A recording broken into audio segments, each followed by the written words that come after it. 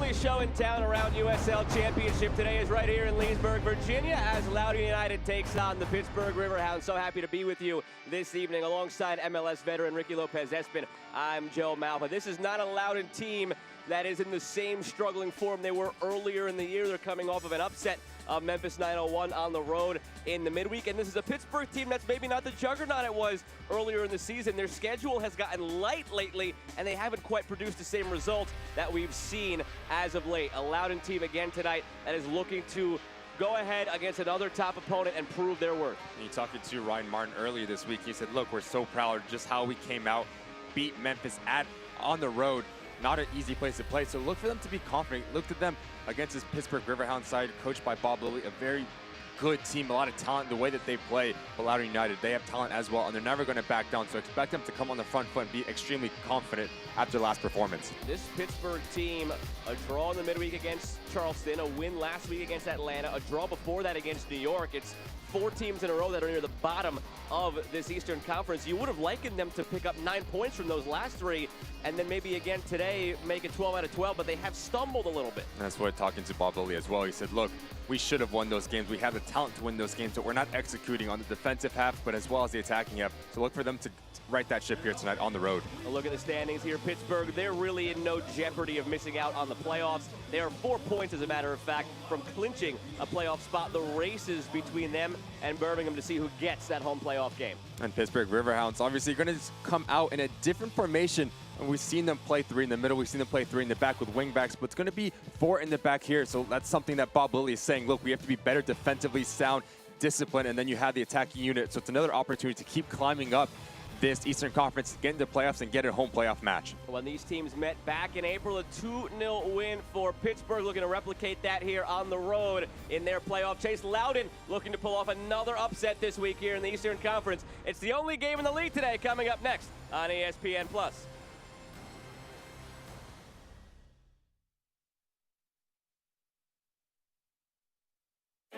This is business today.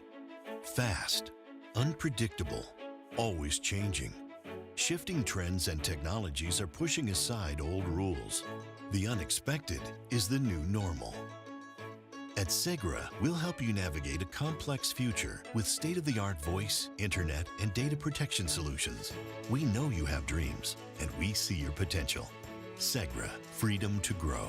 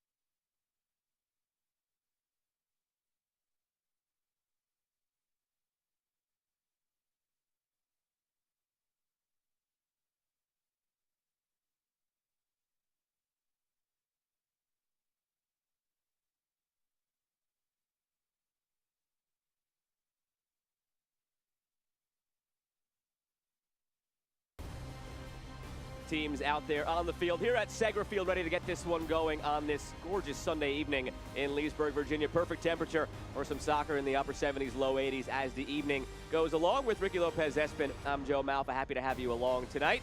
These two teams met once previously. They do so again tonight, with more on the line for Pittsburgh, less so for a Loudoun side coached by Ryan Martin, but they're fighting till the very end. We'd had a great chat with Ryan Martin this week. He told us whether it's ping pong, badminton, whatever it is, backyard with your siblings, you've got to be as competitive as possible. And it's a very talented starting 11. You're looking at Freeman, you're looking at Cutie, Pietro, and Green.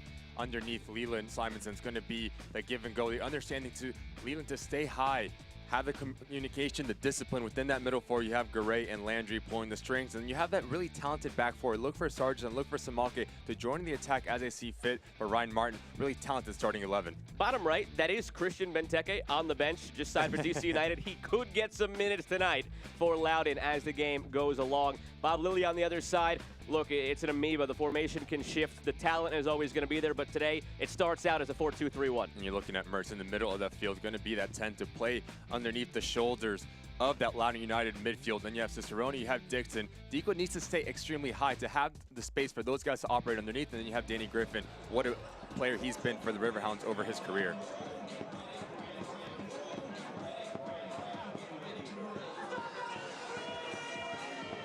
Referee in charge of this one tonight is Abdul Ndaye.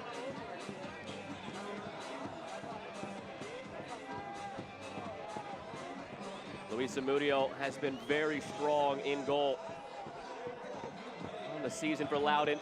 Drew a lot of praise from Ryan Martin.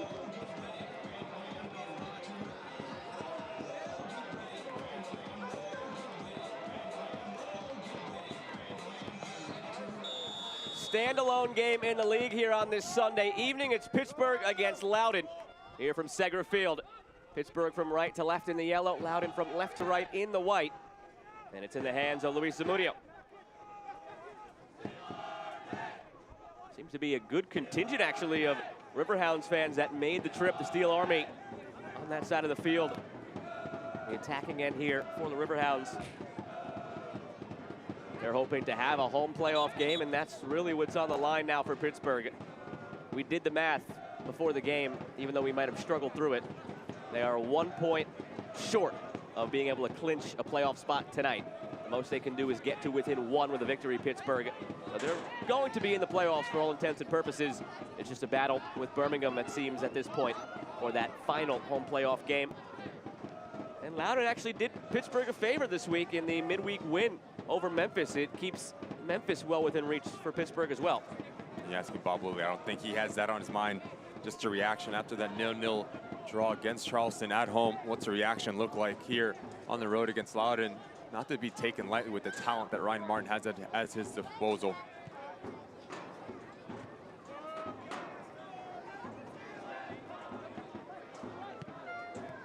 Clear through the middle by Williams. Now Griffin. Danny Griffin has missed 17 total minutes for Pittsburgh since the beginning of last season.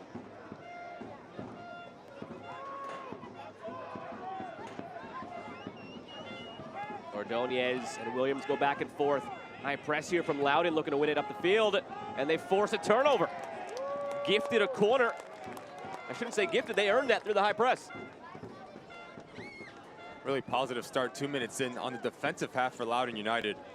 Pressing extremely high, making life extremely difficult for the Riverhounds to play through. Very uncharacteristic turnover from Danny Griffin. Cutie Pietro lurks edge of the area. Back in the fold tonight for Loudoun, making his 6th start of the year. Has spent most of the season with DC United, 8 appearances in MLS this year. They go short off the corner. Landry whips it in, and Jamali Waite is there. The 23-year-old goalkeeper making his 15th start of the season. Early on, it had been a battle with Kevin Silva. They go back and forth. It's 11 starts for Silva. Now it's 15 for Waite. It's seeming more and more like it's Waite's gig. But that is liable to change on any given day with Bob Lilly.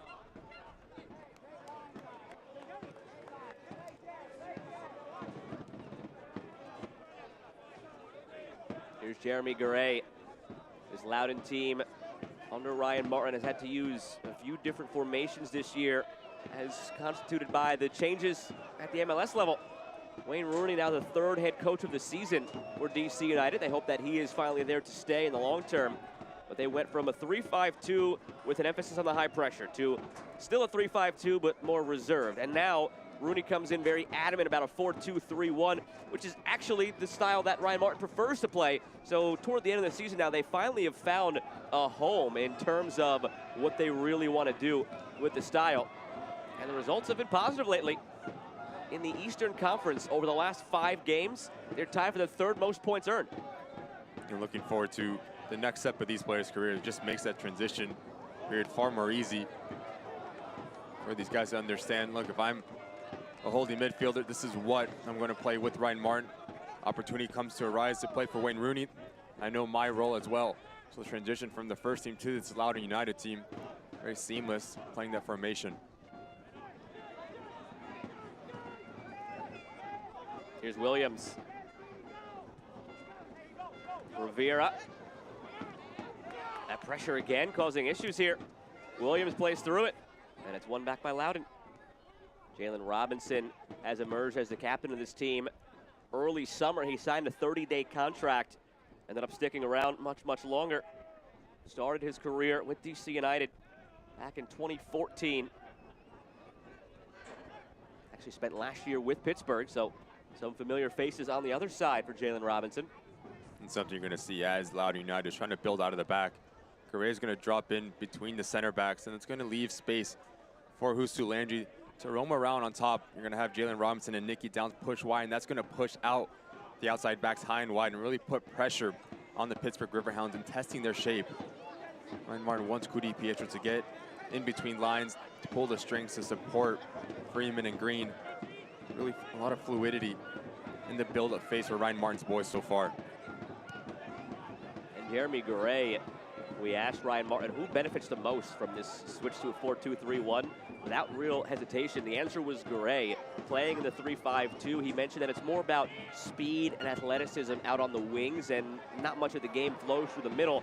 And that's where Garay's strengths lie, slowing the game down and dictating the tempo from the middle. Now in this 4-2-3-1, everything goes through him. It's when he's at his best, whether it's for Loudoun, for DC United, for El Salvador at the senior and the U20 level. That is when he's at his best, patrolling above that back line on the ball here. Well, you see him already now, how comfortable he is just sitting in front of that back line. Linking up play from the midfield line to the front line. His technique, his passing range is top class. How comfortable he is, plays well beyond his age.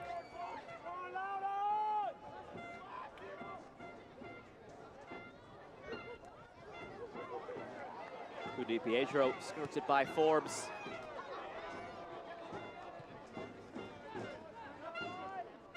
If you're Tyler Freeman, you're going to be playing as that focal striker for Loudoun United.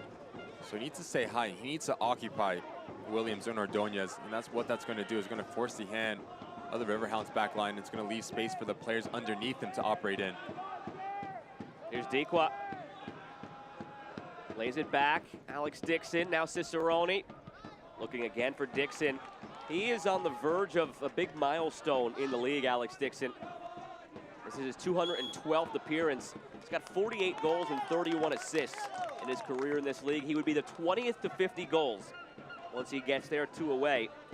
And if and when he does get there, he would just be the 4th in league history to have 50 goals and 30 assists. The history on this Pittsburgh team, you've got the all-time goal leader in Dan Kelly. You've got the all-time assist leader in Carano Forbes. You've got someone in Dixon who's on the verge of joining that elite club. The names, it's a who's who of the history of this league. It's no surprise they are one of the favorites in the East to emerge with a home playoff game and perhaps go the whole way. Down steps up. Samake pulls it back. Kudi Pietro.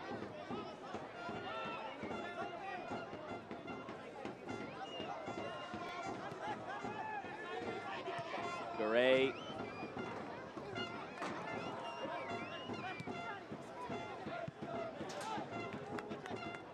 Early on, a lot of control from Loudoun. Something with that came up in our chat with Ryan Martin, saying, how do you deal with so much talent like you alluded to, Joe, on this Riverhound side? He said, we like to play direct, so our shape needs to be spot on. Winning second balls is going to be a massive key for us. And so far, so good. working together. The pressure cover for both players, not getting Albert Dequa on the ball in dangerous situations, not letting Robbie Mertz get on the ball as well. So far, you're Ryan Martin, you're extremely pleased with how your boys have started this game defensively 9 minutes into this match.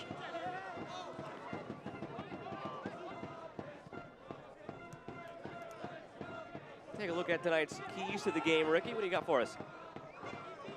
And for Loudoun running behind. As a back line, it's so hard when you're facing your own goal, chasing the game. And I just mentioned the direct ball, the direct play, winning second balls, a midfield battle between Garay, Husu, Kudu Pietro is going to be massive for Ryan Martin. On the other side, Dequa needs to stay high. You want Robbie Mertz to get on the ball and get involved in those soft pockets between the lines off the shoulder of Garay and Husu. So when Dequa stays high, you're going to give him the real estate to operate in. So those are some of the keys that you're looking for Bob Lilley going forward for the Riverhounds.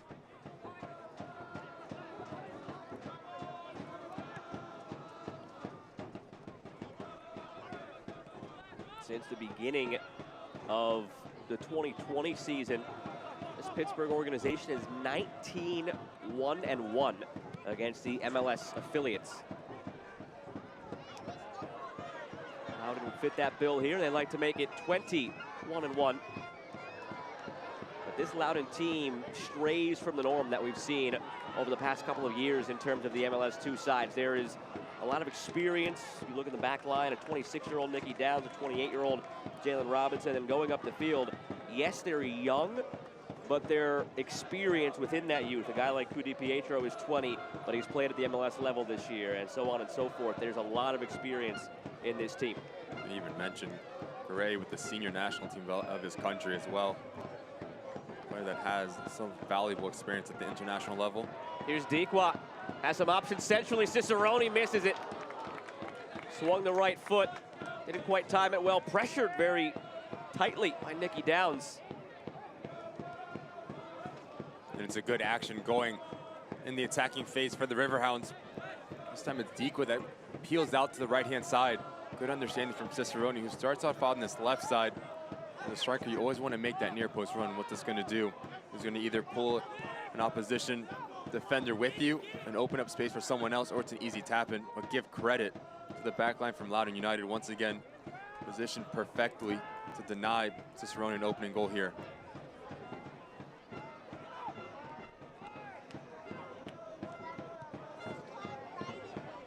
They go down that same side through Dequa once again. Squared inside for Dixon. Still with it, Dixon. And he earns a corner. And it's good work once again from Nicky Downs. As Samake gets pulled out, he has to shift and rotate out. Extremely quick to pick up Alex Dixon. This is when Dixon is at his best, 1v1, making up his mind, putting back the back line on their heels. As he's trying to cut this back, Nicky Downs does extremely well to shuffle his feet and put this out for a corner kick. A very dangerous team on set pieces, mainly because of that man. Bernardo Forbes, league's assist king. He has 9 this season. He's actually never had a double-digit assist season, considering the 54 he has, a top league history. Sends it in. That's not going to give him his 10th assist. A goal and 9 assists this year for King Kenny. 34 years of age. He's only ever played for Bob Lilley in his USL Championship career between Rochester and Pittsburgh. That was one area where Ryan Martin was a bit concerned coming into this game. He mentioned the second balls that you alluded to earlier. This Pittsburgh team's so good at finding that second ball and creating off of it, but also on set pieces, the height they possess and the ability Forbes has to deliver it on a dime. Those are the two areas where Pittsburgh is at their most dangerous in the attack. So the back line has to be aware of that. You have to be extremely disciplined in the challenges that they go into. You don't want to give any cheap fouls in and around that 18-yard box with a player like Bernardo Forbes. Pittsburgh seems to have found something down this right wing. They keep going that way through Dequa and Dixon. That's 3 times now in the last 2 minutes of gameplay. They've exploited that space between Nicky Downs and Samake. We just see what they're doing. Dixon is pinching in a bit more, and that's going to cause a lot of attention for Samake and Nicky Downs. And as they're picking up Alex Dixon, Deke was very clever in his movement to spin around the corner, get around the edges. And then you have Cicerone, who starts on his left-hand side, takes it more central positionally. Something you expect from a team that's coached by Bob Lilly, just the rotation, the understanding, the working together in that front line is top class in this league.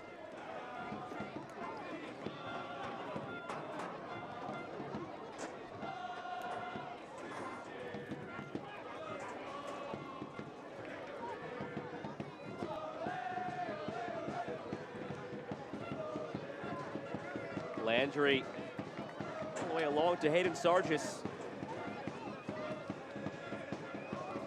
13th start of the season for Sargis. We're excited to get him over from Sacramento Republic. Green knocks it back for Freeman. Here's Green again.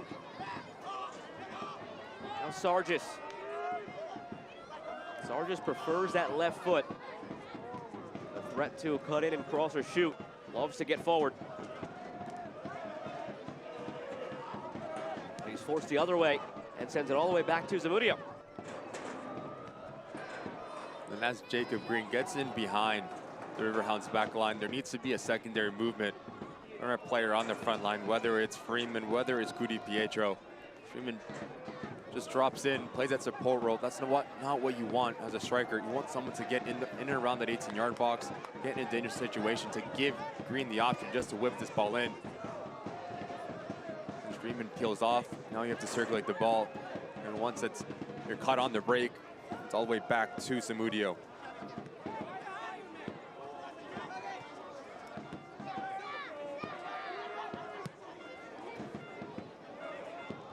Wheat reads it on the switch of play. Dixon looking for an option. Feeds Rivera. Cicerone back to Forbes. In that low-lying midfield spot. Wheat back to Forbes. Quarter of an hour gone from Segra Field in Leesburg, Virginia. Alongside Ricky Lopez-Espin, I'm Joe Malfa. Happy to have you along tonight on ESPN+. Rare at this juncture of the season that we have a standalone game, with the games coming hot and heavy 6 weeks from the finish line. This is it today around the league, Loudoun and Pittsburgh. Forbes will play it out, just as Landry sits back into an upright position. Didn't quite see what happened. Up to his feet by the referee.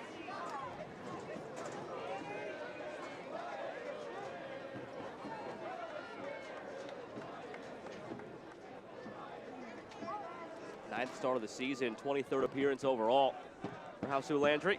Oh, just got his toe stepped on. That never feels good. Alex Dixon just comes over the top. There's no ill will there. Landry, such a massive part of what Ryan Martin likes to do defensively and offensively as well. The relationship between him, Garay, Simonson, that middle three to dictate tempo, to pull the strings, is massive for the success for Loudoun United. Cut back by Cicerone. Dequa lets it go, and it's out for a corner. Dequa coming off a brace last weekend in the 2-1 win over Atlanta before that scoreless draw in the midweek against Charleston. You wonder at this juncture of the season if it's just human nature for Pittsburgh, easing off the throttle a little bit. They see the opponents they had at hand. New York, Atlanta, Charleston, all bottom three in the Eastern Conference. Now Loudoun better, but still down in that fold.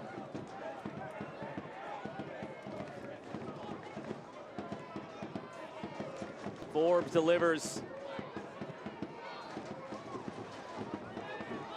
Rivera for Robbie Mertz. Big summer signing for Pittsburgh from Atlanta. Back in the fold here with the Riverhounds, where he had plenty of success previously. Out for another corner. Mertz spent the 19 and 20 seasons in Pittsburgh. 12 goals, 8 assists, and nearly 50 appearances before the move to Atlanta.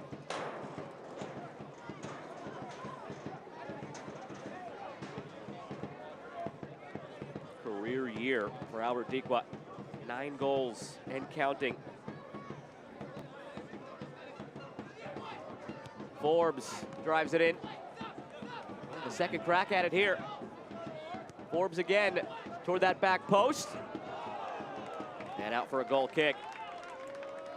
Looked like Arturo Ordonez found a way through to get his head to it. Just a glancing header. You give credit to Loudoun United, their defensive shape, stepping together as this ball is cleared. Time and time again, it's the second phase of this ball that catches teams out. One guy's dropping, one guy loses his mark. You have to think that Ryan Martin really put in these boys' head. We have to be extremely sharp on set pieces. Pittsburgh Riverhounds haven't really been on the same page breaking out of this press, especially in the middle of the field. Danny Griffin, Forbes haven't gone on the ball too much. We haven't said this man right here, Griffin and Mertz's name quite often.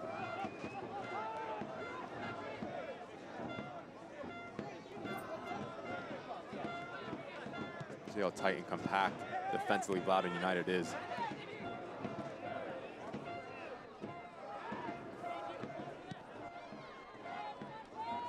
That defensive effort stood out to Ryan Martin in the game against Memphis. They've been challenging the guys to improve their consistency week to week. Yeah, there's a couple of veterans, as we highlighted, on this team, but it's still overall a very young team. And with younger players, it's less about the talent. They all have it. That's why they're here, and more about consistently rising to that level, particularly on the defensive end. And that's what really stood out the most in the victory over Memphis. It's effort like that from a player like Sargis that they're looking for week in, week out. And through 20 minutes, they've gotten it so far now against another top Eastern Conference foe. And it's always going to be a challenge for the outside backs of Loudoun United, Samake and Sargis, just by nature how the Riverhounds like to play with the wingers that are very attack-minded, like to pinch in. Here's Freeman on the give from Kudi Pietro. Freeman! Didn't miss by much. It had Jamali Waite looking over his shoulder, scrambling toward that far post, hoping it went wide, and it did. The ability to turn their defensive efforts into attacking opportunities is massive. Kudi Pietro can beat you with his passing range, but also the ability to drive, and it requires so much attention. Tyler Freeman understands as he's coming across, if I do this reverse run, I'm going to create my own angle. Uses the momentum against Ordonez, and he's trying to pick out that top corner. He knows he wasn't far off. But again, how explosive Loudoun United is. It was interesting on the replay. It looked like Danny Griffin wanted to commit the tactical foul, and as soon as he turned around and saw that it was a 2v4, he eased up thinking they had the numbers, and still 2v4, they almost made it work. And it's just all about the movement. As Kudi Pietro is going to the right-hand side, it attracts the back four of Pittsburgh to shift with him. Really clever from Tyler Freeman to go against momentum and use his body position to create his own space. Really interesting talking to Ryan Martin early this year. I asked about him, who has really came out of the gate this season and it's impressed you. He said, I'll be honest with you, Tyler Freeman is the best player I've ever coached. And ever since he said that, I've watched him play, how comfortable he is on the ball, the spaces that he picks up, 1v1, and create his own space, combination play. There is an argument to be said there. So much talent for the man with 6 goals and 1 assist on the year. And that's only in 5 starts, tonight being his 6th, 17 appearances overall. But is mostly coming off the bench and has had some time training with DC United, going up to that level. So he hasn't necessarily had a consistent full season with Loudoun. And I guess that's the tantalizing aspect of some of these MLS affiliates like a Loudoun. If you could just keep those guys together the whole season, this is a team that probably competes for a playoff spot. I don't think I'm wrong in saying that. If you had Tyler Freeman the whole year, a regular starter, instead of just 6 starts, 17 appearances, and he's not the only guy like that that fits that bill. Kudi Pietro, 6th start and appearance tonight, but he's been with the MLS side. The talent on a given night is that of a team who can make the postseason. But your problem is, next week he's with DC United. Exactly. This week he's with the U19 national team. Next week he's with the U23 national team, and it just goes like that.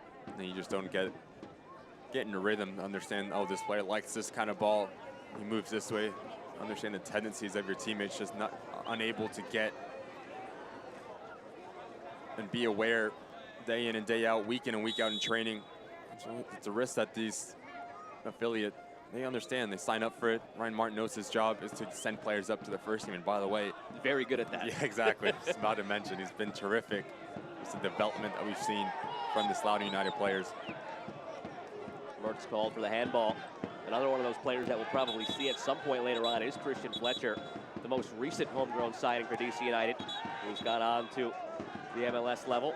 That's caught the eye of Wayne Rooney very early on. It's caught the eye of the likes of Manchester United and Borussia Dortmund. See what the future has in store. He's gone on trial with those teams. And in a different week, when he hadn't just been with the first team, might have started tonight and been in there consistently. And so it goes with this Loudoun team. Around the edge goes Cicerone, too far into the boards, watch out. Oh, he might have taken out one of the ball boys as well. Security guard that is not a Riverhounds player, even though it looks like the uniform exactly. It's a sloppy turnover in the middle of the field. First, Simon said, really good timing for Albert Dequa just to let this play come across from you. And then you have Samaki, that little extra there. Oh, he just takes out that ball boy. Hopefully he's okay. He got right back up. Oh, he's ready to go. He's got a job to do, and he's doing it. There you go. Tough kid that is. Got a Christian Pulisic jersey on. That's a good guy to look up to. Only Chelsea would let him play, but that's neither here nor there. 25 minutes in, the Riverhounds have been extremely good at getting into that final third. Just hasn't been clicking, not on the same page. The final action not been clean enough for Bob Lilley's boys so far.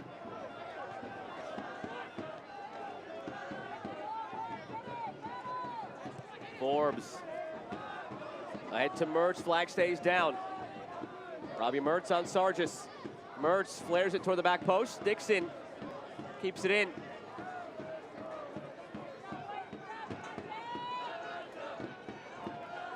Pittsburgh finding the rhythm of the game. They have asserted more control over it after the first 10 minutes or so, went all Loudoun's way. Rivera finds Cicerone, was waiting to turn it onto the right foot. Well read coming out of the midfield by Landry. Don't want to let Cicerone find space on the ball in that area of the field. He has it now, flag stays down. Cicerone on fire. Team leading 12th of the season. And Pittsburgh has the lead.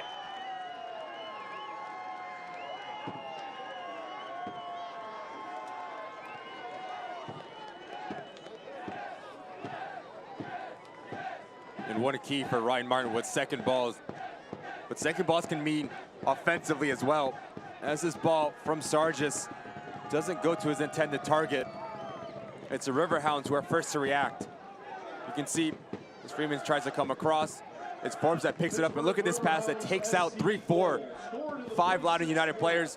Good counter movement as Albert Dequa requires so much attention. Cicerone just plays off the shoulder of Robinson, and he makes that finish look a lot easier than it is. Zamudio has it covered perfectly. You think he's gonna go for our post. Very clinical, very composed finish for Cicerone to the near post. A 4th assist on the season for Dequa. The 12th goal in the season for Cicerone. 10 of those have come since the middle of May. His summer has been scorching. Started the season really slowly, and as we were getting into the summer months, we talked with Bob Lilley about any possible acquisitions the team might be looking at, and Robbie Mertz came about, but they weren't necessarily concerned because they felt Cicerone would be a quote-unquote acquisition because they knew he would eventually hit the stride that carried him to a team-high 16 goals last year. And sure enough, right around that midpoint of May, he hit that stride. Since May 14th, 18 appearances, 10 goals for Russell Cicerone. And just credit to his movement. Just to play off that striker. We've seen this Riverhound side play with that 3 in the front. Mostly it's Mertz that's withdrawn, and then you have Cicerone to the left and Albert Dequa to the right. And now it's Albert Dequa playing as that lone striker, the focal point. And it's the opportunity for Cicerone to make runs like that. Mertz collides with Zamudio.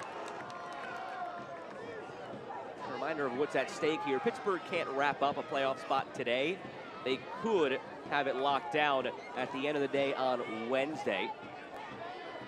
This would carry them to within 1 point of the line needed to clinch a spot And pending the result of FC Tulsa against Louisville on Wednesday night, they could clinch before they face Louisville themselves next Saturday. Should be quite the showdown in Pittsburgh. Riverhounds against Louisville.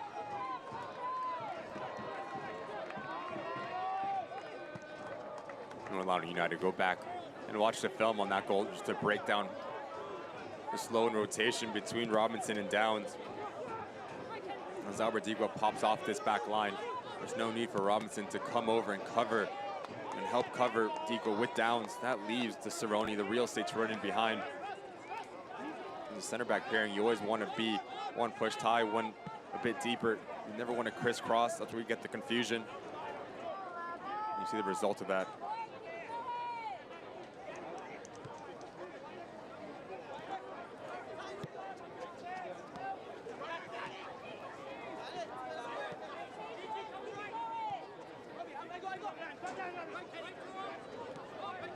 Now, what's the reaction look like for Ryan Martin and this Loudoun United side? It's a very talented Riverhound side, starting to grow in confidence. This man right here getting more involved. Let's see what a goal does to a player like that. Injects so much ability to want and get on the ball. Looking at the players in the middle field, Garay, Landry, Cudi Pietro, to get on the ball a bit more, take the wind out of the Riverhounds' sails, dictate the tempo, move the ball from left to right.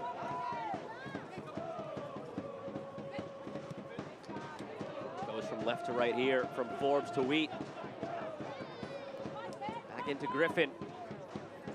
Half an hour gone at Segra Field.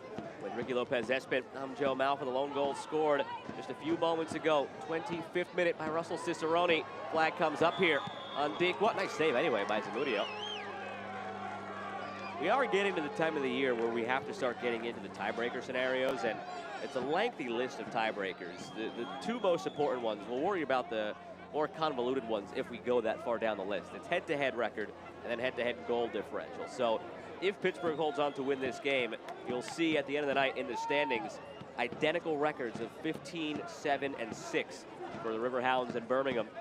It would be Pittsburgh ahead of Birmingham in that all-important 4th spot for the home playoff game because of their 1-0 head-to-head victory back in May. Now Birmingham and Pittsburgh can settle their differences in a couple of weeks. They meet again on Wednesday, September 14th. That will go a long way on that evening to determining who is got a home playoff spot and who has to probably travel to the other. They'll probably meet each other in that first round. I shouldn't say probably, possibly. Memphis is still close, so there could be a lot of flip-flopping in there. Louisville running away with it. Tampa Bay right behind them. Then you've got Memphis, Pittsburgh, and Birmingham all within 1 point of each other in the live table. Memphis on 52, Pittsburgh and Birmingham each on 51, though Memphis has a game in hand on both.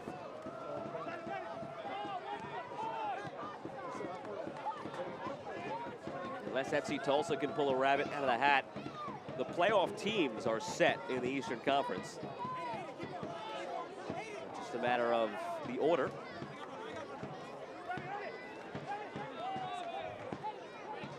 Western Conference, different story.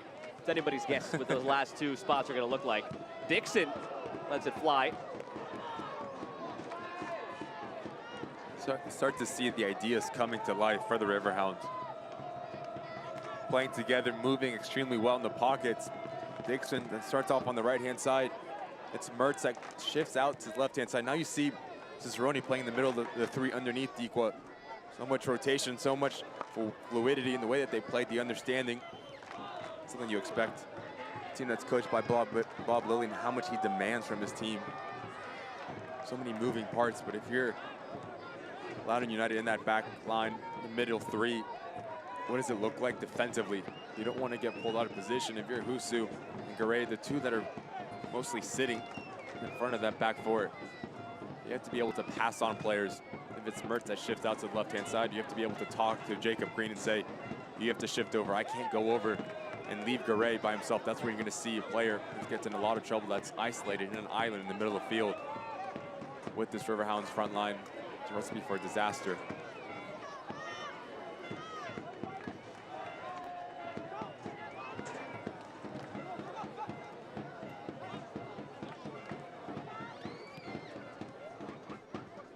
Landry drops it back for Sargis all the way now for Zamudio. Zamudio came over from Fort Lauderdale CF in USL League One. The year prior was with North Texas, still in USL League One. We saw the talent there, didn't quite have the opportunities.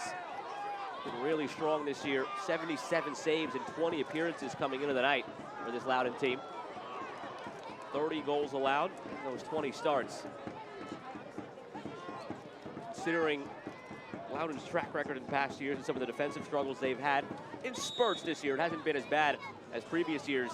More concentrated to a couple of games here and there, like the Birmingham. I believe it was 6-0 on that night. It's been concentrated to a couple of poor performances, a 4-1 loss against Tampa Bay. Aside of that, they've been better defensively, and Zamudio and his 77 saves a big reason why. I also think shifting to a back four has helped them tremendously. We saw him play with a 3-back with wing backs. And that leaves you extremely vulnerable if you don't have right profile players to play those outside wing backs to understand when to pick and choose, when to go forward and when to come back, do your defensive duties. It leaves just your back three extremely vulnerable, especially when you go against a front three. So when you have that back four, the roles are very clearly defined. I think it helps these young players understand as well. And like we mentioned, just a transition from this Loudoun side to the first team makes life extremely easy.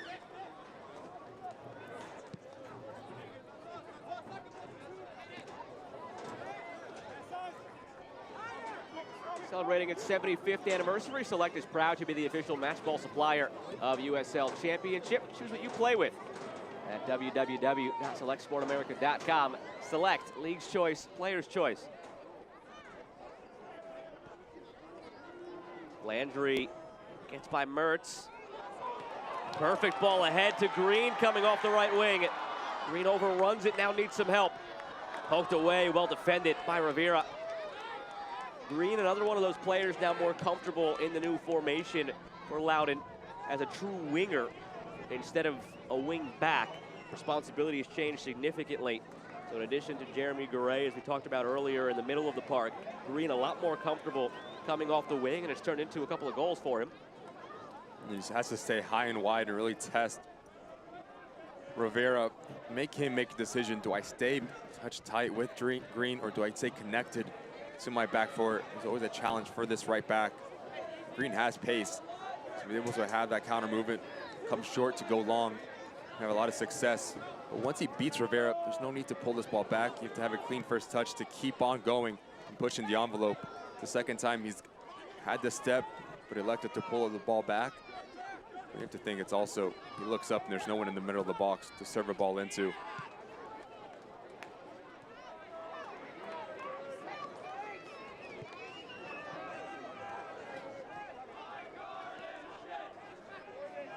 Mertz. 4 goals and 8 assists this season for Robbie Mertz between Pittsburgh and Atlanta. Former draft pick of the Colorado Rapids a couple of years ago, 2019 draft. Went unsigned out of the preseason before he signed with the Riverhounds. Now Forbes cuts it through. Cicerone puts it wide. That would have been significant for Canado Forbes. Would have been assist number 55. Would have been his first double-digit assist season in his career. Just the patience from Robbie Mertz. And then the vision from Forbes to hit this reverse ball. It's a no look. You can see as Loudoun United is shifting over to the left-hand side, the communication once again is not good enough between Sargis and Robinson. If you're Cicerone, you're gonna want this one back as you pull it far too wide. Just see the quality that Canado Forbes has, the ability, the vision that no one else sees. Playing at a different pace than Kenny is.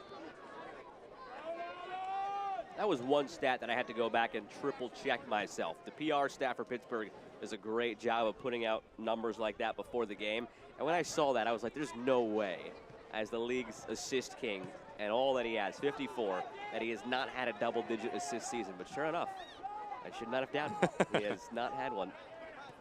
And he's got ample opportunity to do it down the stretch this season.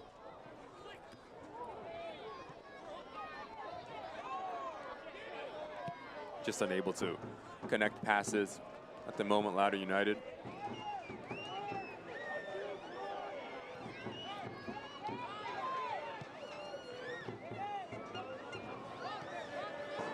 Rivera. Ball drifted in the end. Samake fronted by Dixon. Gets it up the wing.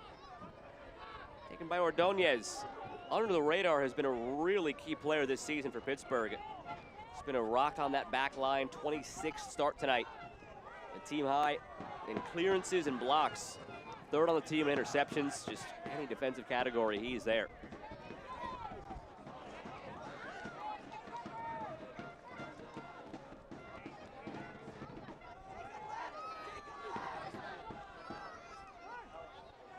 Cicerone waited for it off the throw in, drew the foul.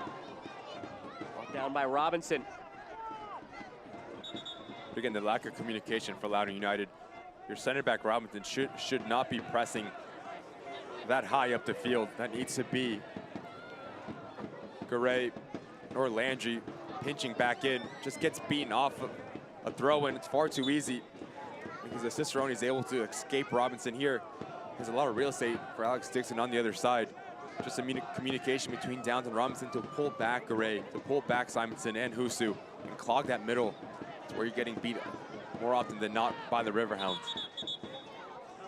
Aside from you pinpointing him there for some defensive efforts, we haven't called the name Simonson tonight, and that's a problem for Loudoun. That's the focal point up top, and they haven't found his feet. They're just so fluid the way that they play. One time it's Freeman, then it's Simonson, then it's Cudi Pietro. None of them have really gotten the ball, gotten a rhythm. Very special players. Yes, Ryan Martin, he's going to want those three to be dictating tempo and be the general, and everything that goes forward goes through those guys. Cudi Pietro won it for a moment. Second ball recovered by Dixon. Now Griffin. Back for Dixon. Cut off by Landry. That was almost another opportunity created by winning the second ball for Pittsburgh. So good at turning those into chances. And bailed out by the whistle here.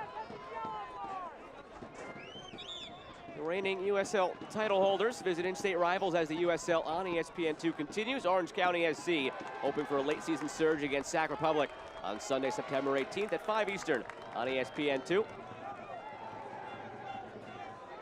The ability to deal with this initial press. Again, it's Cudi Pietro not passing it up, but able to drive the ball at his feet. So skillful the way he just glides through players. There's a foul there from Wheat. Hands all over Cudi Pietro. Wheat now has to be careful on that yellow card.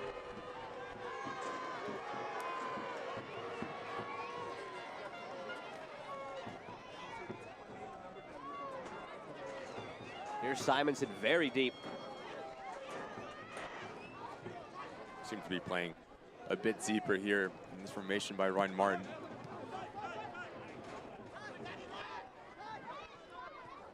You can just see there's not that true number 9 occupying Ordonez and Williams.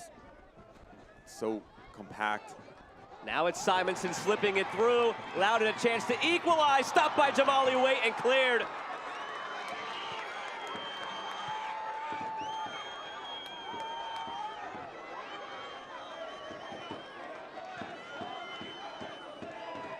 Just like that, Simonson drifted to the top of the formation, slipped it through, and had a chance.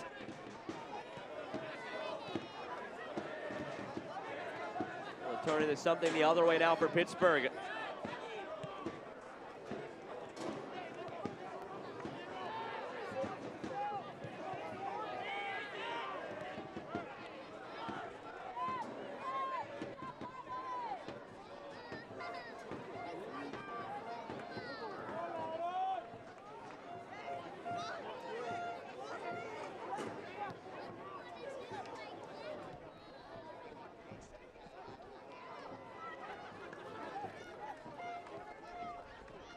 Been the first goal of the season for Samake.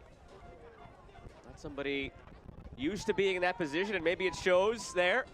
Eyes get really wide, and all of a sudden you've got the goalkeeper charging at you. I'm more concerned with the buildup. When you have that focal point, whether it's Freeman, whether it's Simonson, you can just see how much attention is required by the center backs and then pulls the players out of position. Much like the Riverhounds goal, almost identical the way that the true striker just pops off, has the ability to pull players in.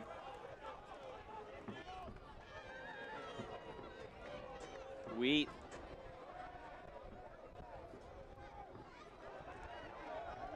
And out for a goal kick. Cicerone couldn't keep it alive. And as Freeman drops in, it's Simonson that takes a more advanced position. And look at this little run here from Samaki, testing the back line. Rotation is not good enough between Ordonez and Wheat. And Samaki does extremely well to use the momentum against Ordonez, sends him to the ground, and then needs to compose himself there. Tries to squeak it into the near post. Better angle to go far post. You have Wade caught as he's coming off his line. The angle is going to be far bigger if you try to just pass this ball to the far post. But big time save from the Riverhounds goalkeeper. Brian Martin has done a terrific job scouting in Ivory Coast. Samake and Landry, two of the players they took from there. Cicerone cuts it back for Mertz, flicked along to Forbes. Canardo Forbes going for a goal, doesn't do that often. Only one on the season, but put it wide. Usually he's the man setting things up. Almost the beneficiary of a strong build-up that time. But how good is this from Robbie Mertz? To understand, I'm not going to be able to hit this one time with the pressure that's closing down. If I just let it roll, I know I have Canardo Forbes behind me. Good first touch out of his feet. But a rare player of that quality, he's going to want to do better than that. Tries to find that far post, but again, just pulls it far too wide. One back by Pittsburgh. Dequa's header wide.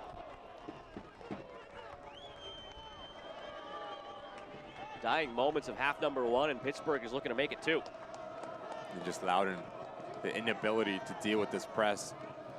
You have to pick and choose your times, when to dribble out, when to play out. No need for try to nutmeg David Simonson. Good little dink ball over the top. And then it's Albert Dequa getting the better body position from Robinson once again. I'll tell you what, if Griffin picks up his head a bit earlier, he has Cicerone just hanging around unmarked at that back post.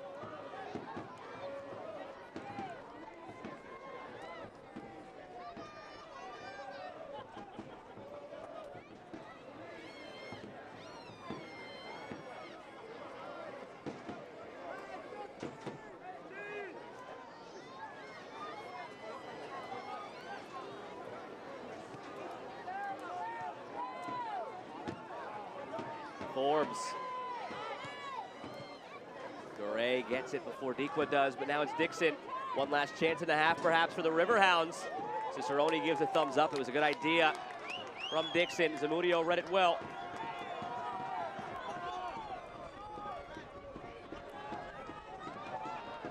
Sargis looking for Samake. Strong first touch by Samake. Simonson through towards Samake again. Cuts in. Kudi Pietro. Landry. Sargis.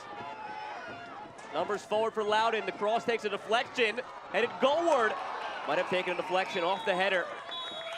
It did not. It would have been a goal kick, and now there's the halftime whistle. So early on, Loudoun had some control. Pittsburgh came in, asserted themselves on the game, but that's positive from Loudoun at the very end. Very positive. Starting on this left-hand side, ending on the right-hand side, but you want to see more of that. You want to get more of Tyler Freeman involved on top of the 18-yard block. That's where he makes his money. He's so special in tight spaces. So how do you get him the ball, testing the back line of the Riverhounds? And if you're Bob Lowell, you have to be extremely happy the way that you came back in this first half. And that man right there, Cicerone, is the difference. What a strike it was, how clinical he's been. Does it for half number one. Pittsburgh 1, Loudoun nothing. Cicerone's goal the difference. We're back in just a few moments from Segra here on ESPN+.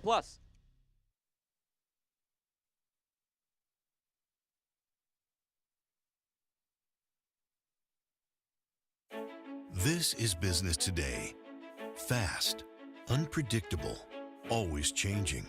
Shifting trends and technologies are pushing aside old rules. The unexpected is the new normal. At Segra, we'll help you navigate a complex future with state-of-the-art voice, internet, and data protection solutions. We know you have dreams, and we see your potential.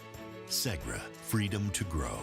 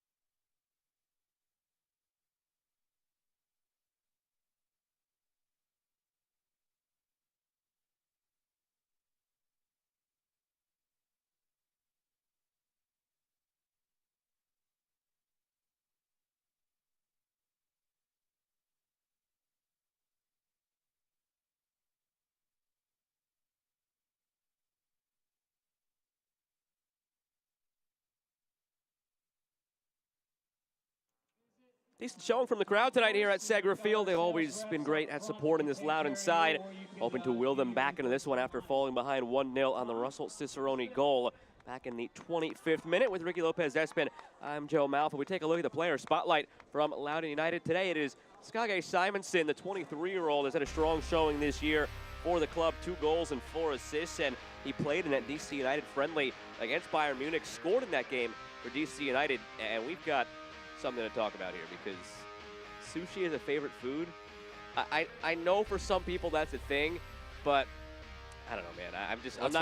I'm not going raw fish as my favorite food. Sushi's fantastic. There's so many other options. What's your favorite food? Pizza. Oh my God, basic. Steak. Basic. I don't know. Sushi's too trendy for me. Not a big raw fish guy. Simonson, I'm a fan. He's good at scoring. He's good at doing a lot of things. I don't know if I'm going to him for food advice. He's got good taste. Alicia Keys, too. Shutter Island. There you go. Well, he's done a good job tonight in a deeper role. And also going forward, he's sprung Samake for the best opportunity of the night for Loudoun United, but it was not meant to be. Big save made by Jamal Lee-Waite to keep it 1-0 in Pittsburgh's favor. More in just a few moments from Segra Field.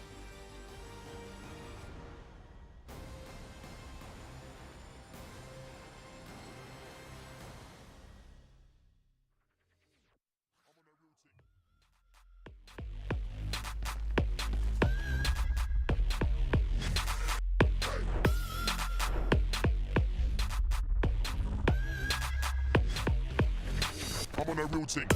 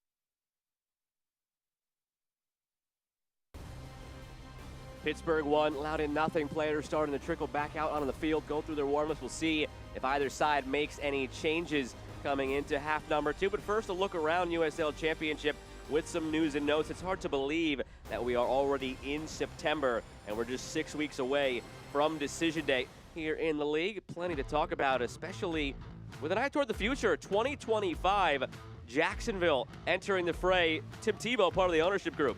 Going to be massive, and it said 15,000 is what they're trying to get in that new stadium. It's going to be terrific, and Tim Tebow on social media was just so passionate about it, really looking forward to 2025. And in 2023, we'll have Blair Gavin as the head coach of FC Tulsa. Donovan Ricketts will finish out the season in charge.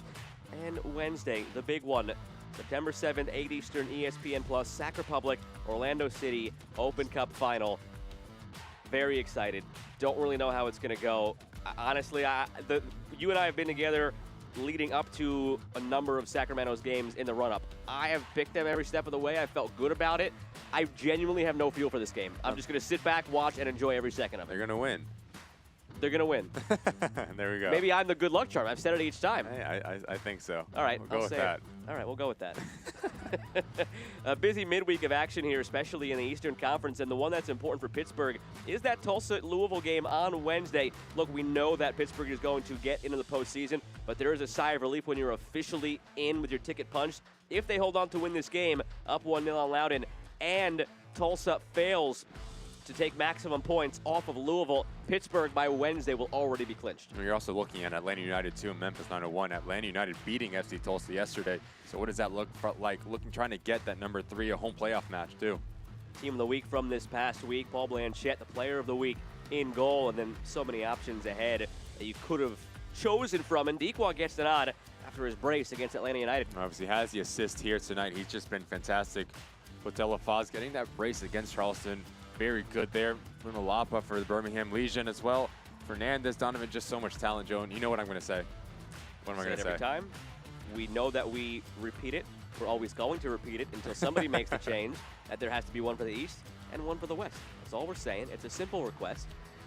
I don't know why we haven't done it yet. We've got to run that across somebody's desk. And these Riverhounds fans are hoping to see a performance in the second half that leads to some more Riverhounds on next week's singular, not plural, Team of the Week. They're up 1-0. The goal by Cicerone, the assist from Dequa, half number 2 after this break.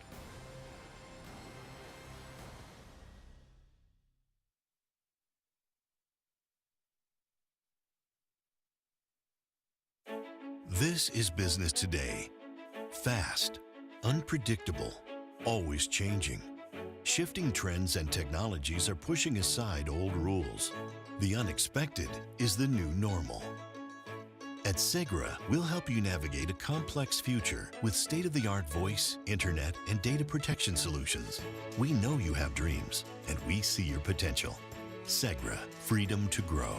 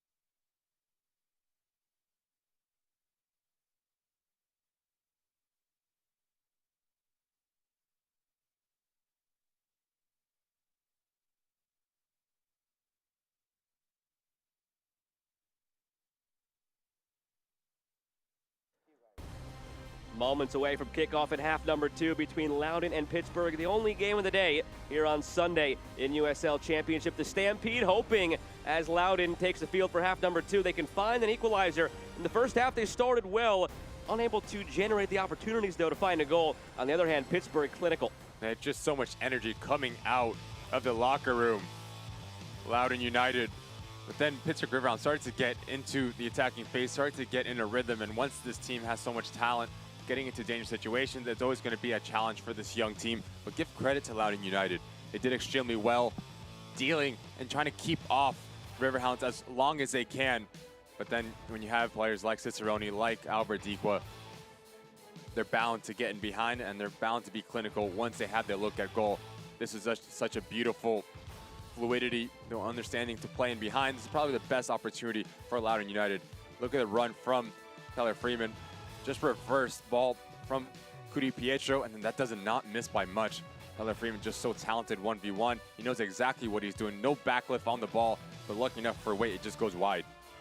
And from that point on, Pittsburgh, maybe they woke up from those warning shots. They started asserting themselves. They found a way through it, and Cicerone made no mistake. And you can just see the rotation in the back end between Robinson, Sargis, and Husu. Not on the same page. As one pushes up, the other one needs to drop. There's no cover there. You give time and space like that to Cicerone, he's going to stick it in the back of the net. And this was the last play of Loudoun United in the attacking phase. Probably their best opportunity once again. Samake cuts in, but give credit to Waite. He comes out big and comes out strong. Close down the angle. I think Samake takes the wrong idea, tries to go near post instead of going to that far post. And then again, Pittsburgh Riverhounds getting into the attacking phase. Really good work from Robbie Mertz. Eyes behind the back of his head, and then Bernardo Forbes is going to want this one back. Good touch out of his feet, and this is his less preferred left foot, but he hits it extremely clean, just far too wide. I don't know if he has a non-preferred foot. Sometimes you'll see him take the corners left-footed or true. right-footed. There you go. He's good with both, but I guess maybe he's not used to being set up to score. Usually it's him on the other end of that. Loudoun took the possession as the half went along, but Pittsburgh, even though they had less of the ball, they were more purposeful with it. Yeah, it's what you do with the ball. Obviously, Loudoun United had a lot about it, but it was all in their back line. It wasn't really testing the shape of the Riverhounds. So you want to see more of that if you're Ryan Martin. You want to get Freeman, Simonson, Green, and get the back of the Riverhounds. That back line turns, chasing their own goal, put pressure on Waite, test him a bit more.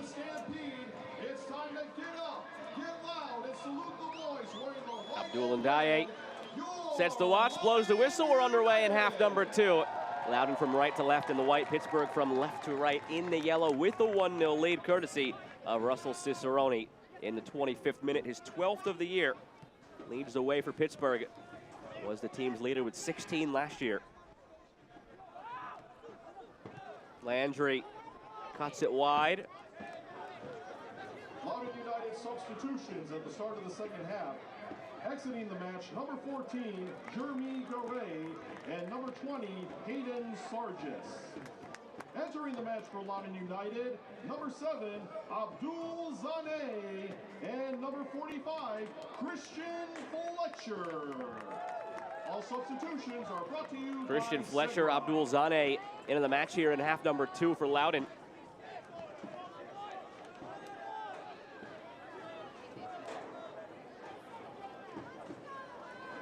Fletcher, the big one, has been an outstanding pickup for this organization. Signed at the beginning of the year. From the corner, headed away by Wheat. A Bethesda Soccer Club product, signed before the year with Loudoun. Very quickly went from a player who was just a training player. They weren't really sure how he would fit in. They found a way to fit him in very quickly, 4 goals, and then a few months later, he's signing a homegrown deal with DC United. And now it's more of a rarity, I guess, to see him with Loudoun, with the way he's caught the first team's eye and spends most of his time there. And how quickly can he get adapted to this game? It's never easy for a substitute to come in at halftime to get to speed. For him to connect his first pass, play himself into this game. You see, especially young players, when they get subbed in, they want to go with a home run pass, trying to get on SportsCenter top 10 right off the bat. Connect your first pass, have a clean first touch, and then you're able to take more rest as you get more comfortable. He just turned 17 a month ago.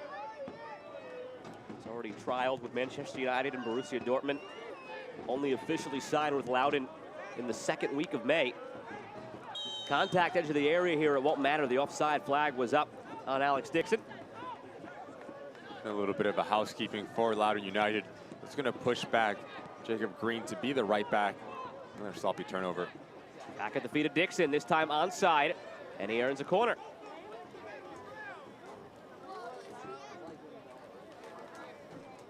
Loudoun United needs to be more decisive, a lot cleaner when they're trying to play and deal with this press from the Riverhounds. It's okay to go route one, release some of the pressure, collect your lines and push up and gain some ground. You have to pick and choose your time when you fancy yourself quick passes around the corner. This Riverhound side is too good to give them the time, space, and give them opportunities to turn their defense into offense. Forbes delivers. Mertz to Griffin. Finds a way through. Griffin back to Forbes, who hung back on the backside. Forbes was offside. It's brilliant work from Danny Griffin. First to get to this ball before Zane, and have the ability, the composure to go through traffic, to dish it off to Griffin. So Connor Forbes will be extremely frustrated not to get back on side.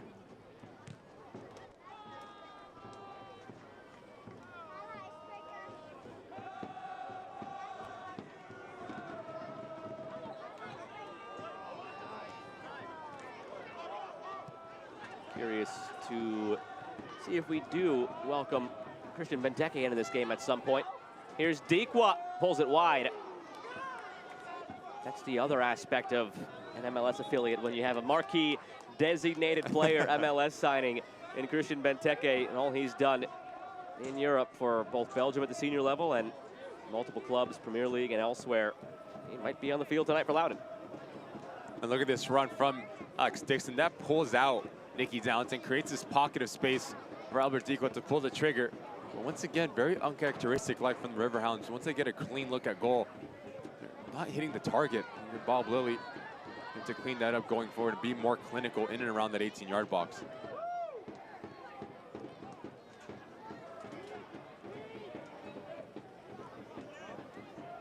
And on the middle too, for Loudoun United with Gray off the field, it's going to be Simonson and Husu. Kudi Pietro is going to be ahead of them. Freeman as a target. Zane to the right, and then it's Fletcher who's going to play on the left side. A lot of attacking power, a lot of attacking talent for Ryan Martin so far in the second half on display.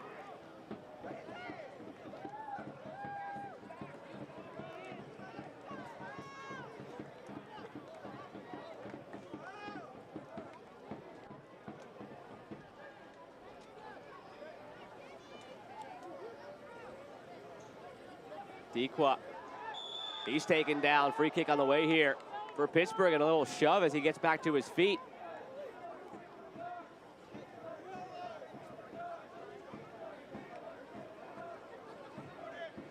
And as this ball's thrown down to the corner, there's no need for this for Husu. Albert Dikwa's facing the corner, not really threatening your back line. You get a bit too eager. Now you have a really dangerous set piece opportunity for the Riverhounds. Just to whip this ball in and lean for right on top of that 6-yard box, trying to cause a bit of chaos between Zamudio and his back line.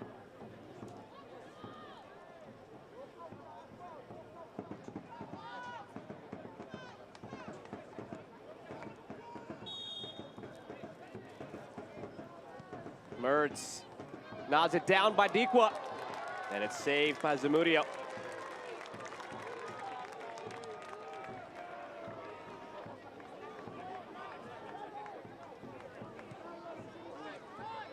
Kudi Pietro. Kudi Pietro ahead to Samake. Samake puts the ball in, nobody making the run, and Waite has it. Samake looking frustrated after the fact. But again, you have to look at Tyler Freeman. He is the target, he is the focal point for a reason. But more often than not, he's just hanging around this 18-yard box. You need someone slashing across that near post. One, it's an easy tap in, or two, it creates a bit of chaos, confusion between Waite, maybe throws him off, the ball sneaks in to that back post. But it's far too easy for the Riverhounds goalkeeper just to pull this one in. Dixon.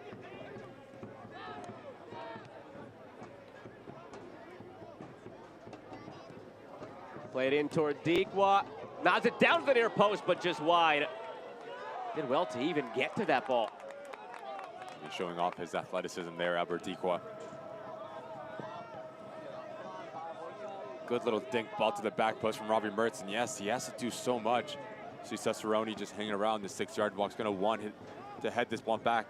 There's no way Albert Dikwa was able to get his body around that to head it back to his teammate. Good effort from the striker.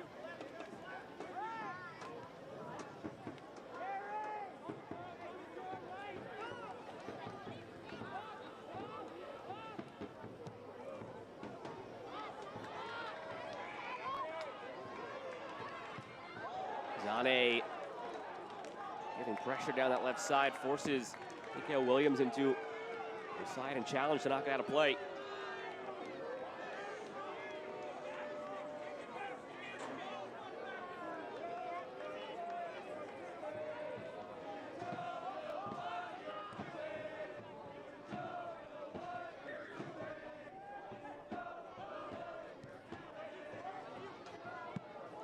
Good effort from Samake with the outside of the foot, taking that down. Something came out of nothing. An unorthodox way that he hits this. There's a lot of spin and all English on this ball. Looks to go with the outside of his left boot to counteract the spin. He hits it so clean. Such a hard technique. I'll tell you what, I think it catches everyone in the stadium by surprise.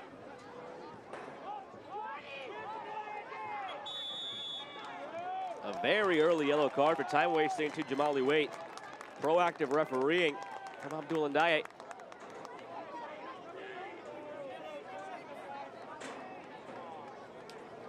A yellow card has been issued in the 55th minute to Pittsburgh Riverhounds SC, number 26, Jamali Waite.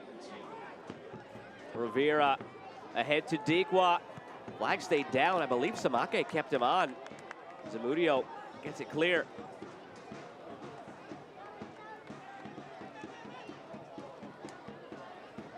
Ten minutes gone here in half number 2. Pittsburgh clinging to that 1-0 lead. With Ricky Lopez-Espin, I'm Joe Malfa. Happy to have you along tonight on ESPN Plus. Only game of the day here in USL Championship.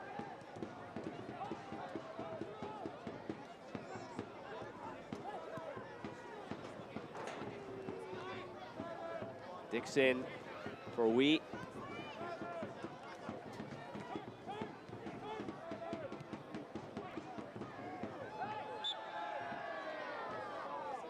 Just look at the interchange for the Riverhounds.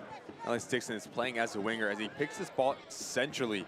It's Danny Griffin that gives him the freedom to push up to a higher line. Then you have Cicerone just shifts out to the right-hand side. So many moving parts, so hard to defend. Unbelievable. You never want to see a player in a yellow shirt standing once you get into the attacking phase of your game. The reason why they have so much success. Scoring 42 goals on the year so far. 43 now.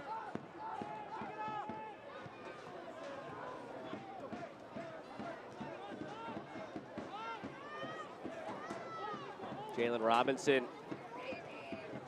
Inside to Landry. Out to Zane. 19th appearance on the season for Abdul Zane. One of the young pieces they're very excited about. It feels like we say that about everybody, but they do such a great job at scouting and finding these guys and developing them in this system under Ryan Martin. Driven ball through towards Zane, just behind him.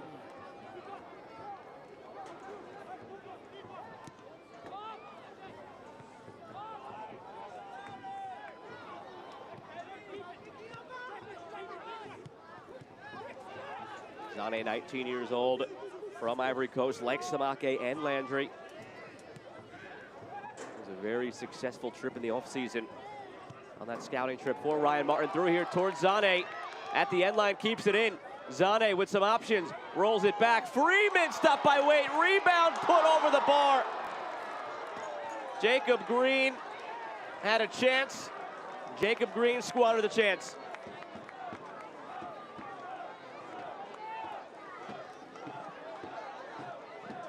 Just a bit of a glimpse of the talent that Ryan Martin has. What a ball this is from Tyler Freeman as he pinches back. The ability to vision, to break so many lines. Good composure from Zane to pull it back. As a back line, it's so hard as you're crashing your back line to pick up those second runs. And if you're Jacob Green, you're gonna want this one back. You're gonna be frustrated, you don't hit the target. Hit the back of the net there. What an opportunity that goes to waste for Ryan Martin.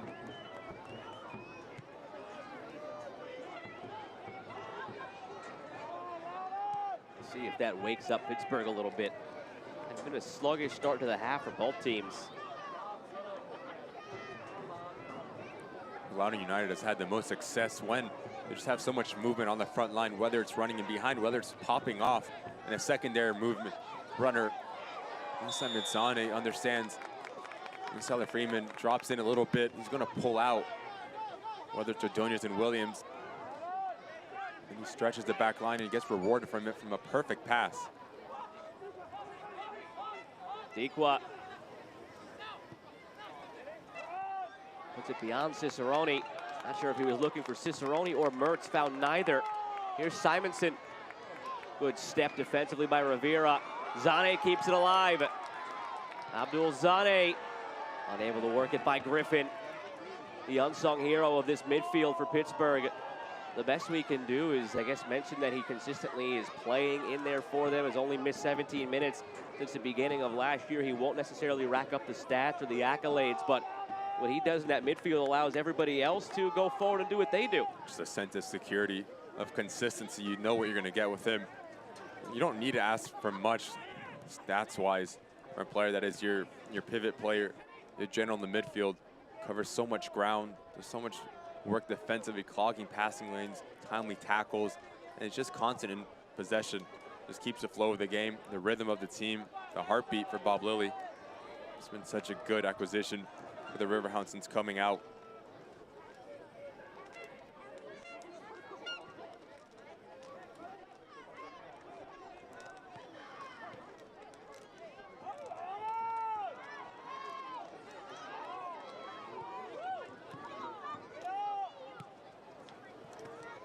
Fletcher hasn't really had the ball at his feet in the 15 minutes since coming on at halftime. They'd like to work him in more as this game goes along, Loudoun. Now at the hour mark with a half an hour to go here at Seger Field. The goal scored in the 25th minute by Russell Cicerone, still holding up as the difference maker, but just barely. Jacob Green from 6 yards out, wide open a moment ago. Probably should have equalized it.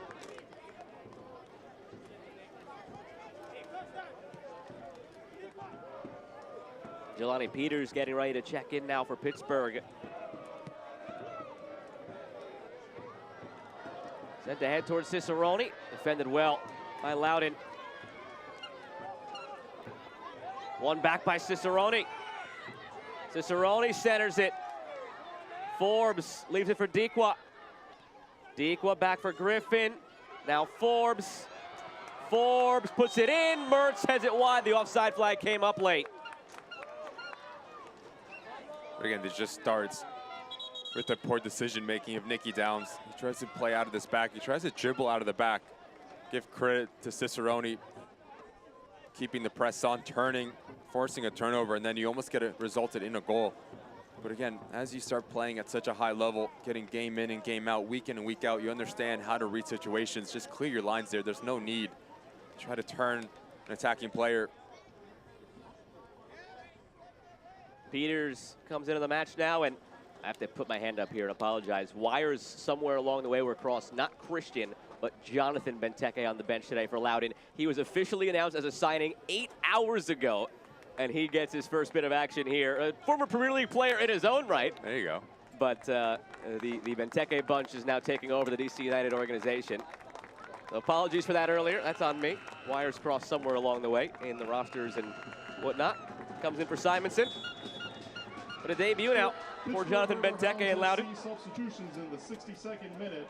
Exiting the match, number 4, Danny Rovira, and number 7, Alex Dixon. Entering the match, number 7, Rivera and Dixon, the two who give way on the Pittsburgh side. Jelani Peters.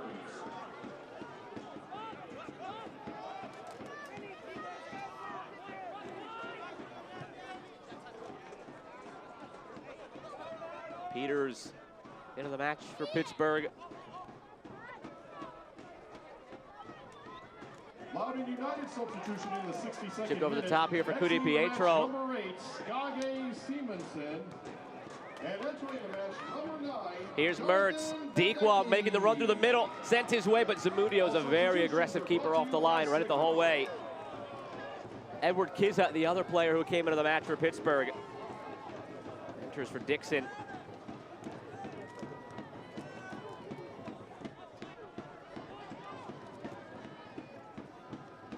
And if you're Loudoun United now, as you're trying to get this equalizer here, You have to be careful to have the balance and discipline, not to be vulnerable in the back. It was a 2v2 going back the other way, and that ball has a little bit less pace on it. Now Dikwa is 1v1 with Zamudio. So if you're Nicky Downs, if you're Robinson, you have to be on the same page. You can't be caught as one pushes high, one stays behind. You try to play an offside trap, you have to be together in the way that you step or drop.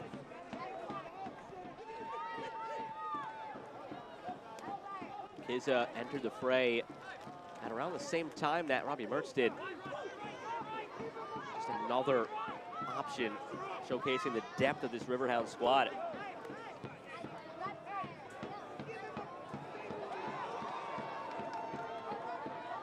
Here's Mertz with Dikwa. Mertz takes it himself. Mertz toward the far post, but wide. Again, just shooting yourself in the foot if you're Loudoun United.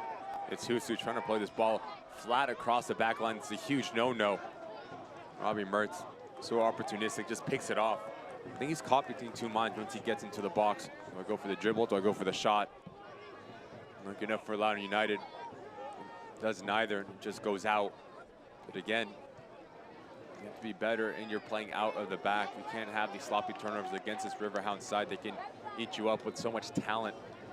It's a big no-no, especially if you're going to play it across. Make sure you have to overhit it to not give this opportunity here. But give credit to Robinson. Doesn't leave his feet, forces the hand of Mertz to make his own move, and then just uses his body to make life extremely difficult for the midfielder.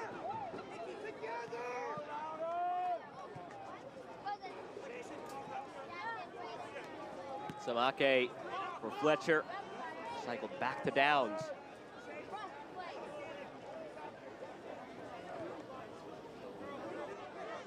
The road ahead for Loudoun continues to be a difficult one.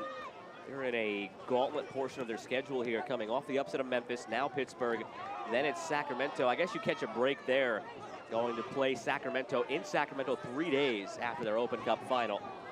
And then you're at Louisville. So a very difficult stretch of schedule.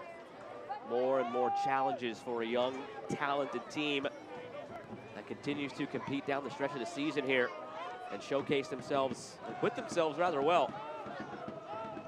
They've been in just about every game this season with a couple of exceptions, and Ryan Martin truly believes on their day they can compete with anybody, and they've shown it. But now it's Dikwa in free. Dikwa saved by Zamudio.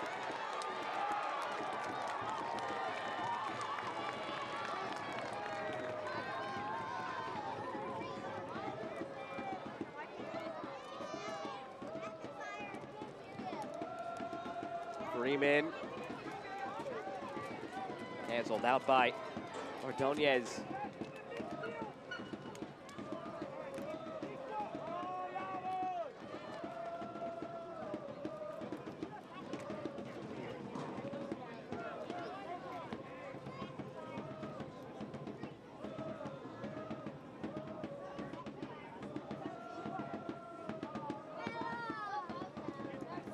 Shots now in the match for Pittsburgh, only 4 of those on target.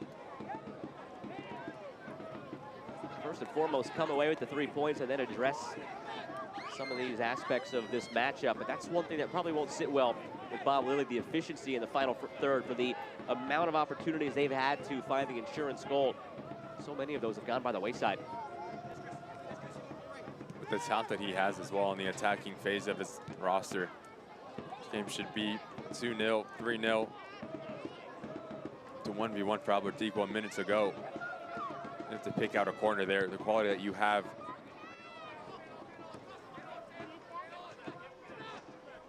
9 goals on the year.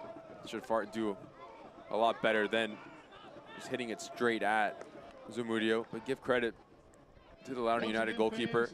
Stays big and doesn't give an angle up. It's been extremely good when called upon. Big time saves. And correction on the substitution. Now in the match for Loudoun United, number 9, Jonathan Benteke.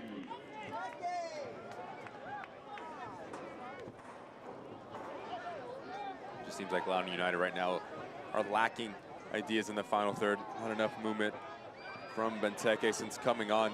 Just been hanging around between Williams and Ordonez. It's far too easy if you're center back just to move, talk, when you have a striker that is lacking that movement on the front line. And if you don't get the ball, if you make that darting run, it's going to open up space. The man talking to the referee right now, Tyler Freeman. And that's something you don't want to do. It seemed like less of a chat and more of Freeman airing his grievances, and he picked up a yellow for it. A little bit of frustration there from Tyler Freeman. USL is all for Republic. Tune in to the US Open Cup final as Sacramento Republic takes on Orlando City SC. Show your support using the hashtag #AllForRepublic on social media and watch the US Open Cup final September 7th at 8 Eastern on ESPN+.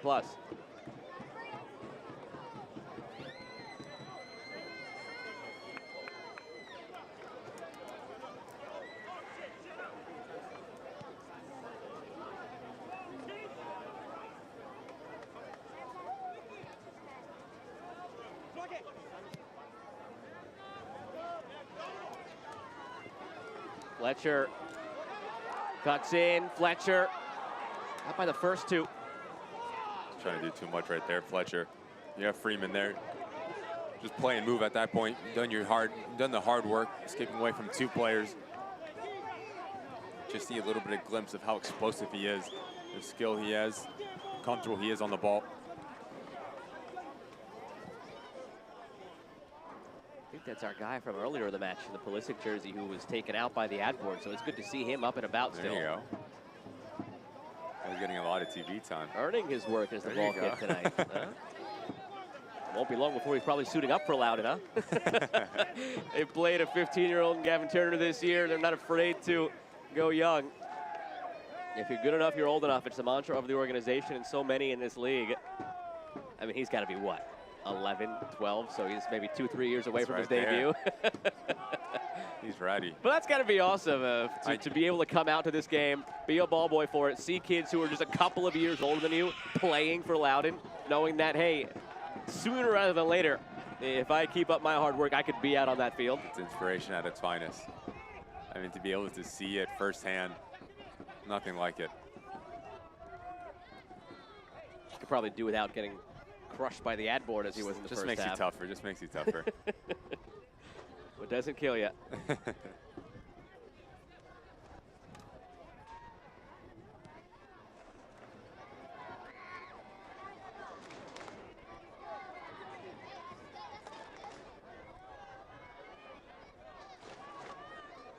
Good DiPietro. For Zane. You can just see a lack of movement. Again, it's very easy for the Riverhounds just to run 10 yards to the right, 10 yards to the left, not testing anyone. So if you're Fletcher, if you're Benseke, run in behind, make Ordonez talk to Wheat, and talk to Williams. And as they drop and respect the run, Tyler Freeman's able to come into the between the lines right off the shoulder of Forbes and off of Griffin. Little things that you can do that don't need X and O's, just pure will, communication, understanding that they are playing to a low block, so you have to move the ball extremely quick and have a lot of movement in front.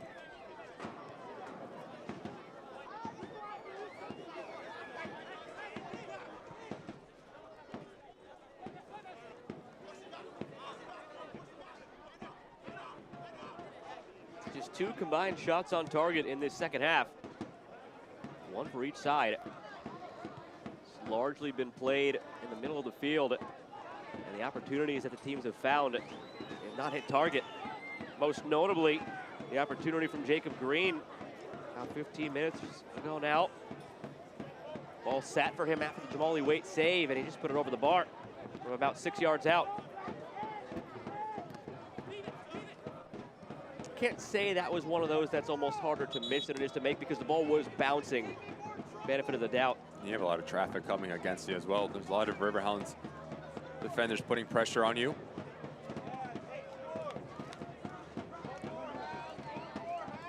Luis Argudo into the match for Robbie Mertz. Also, it'll be Russell Cicerone exiting.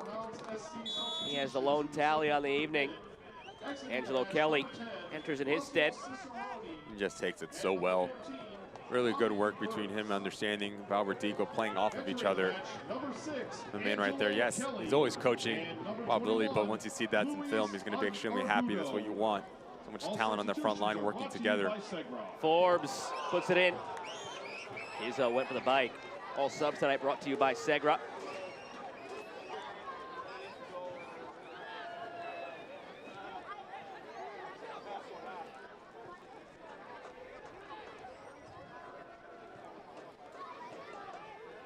Here's Griffin. Great ball. Dequa looking for Kizza. Forbes gets there. Kelly. Wheat drives it inside. Great ball. Better finish. Kizza on the score sheet for Pittsburgh.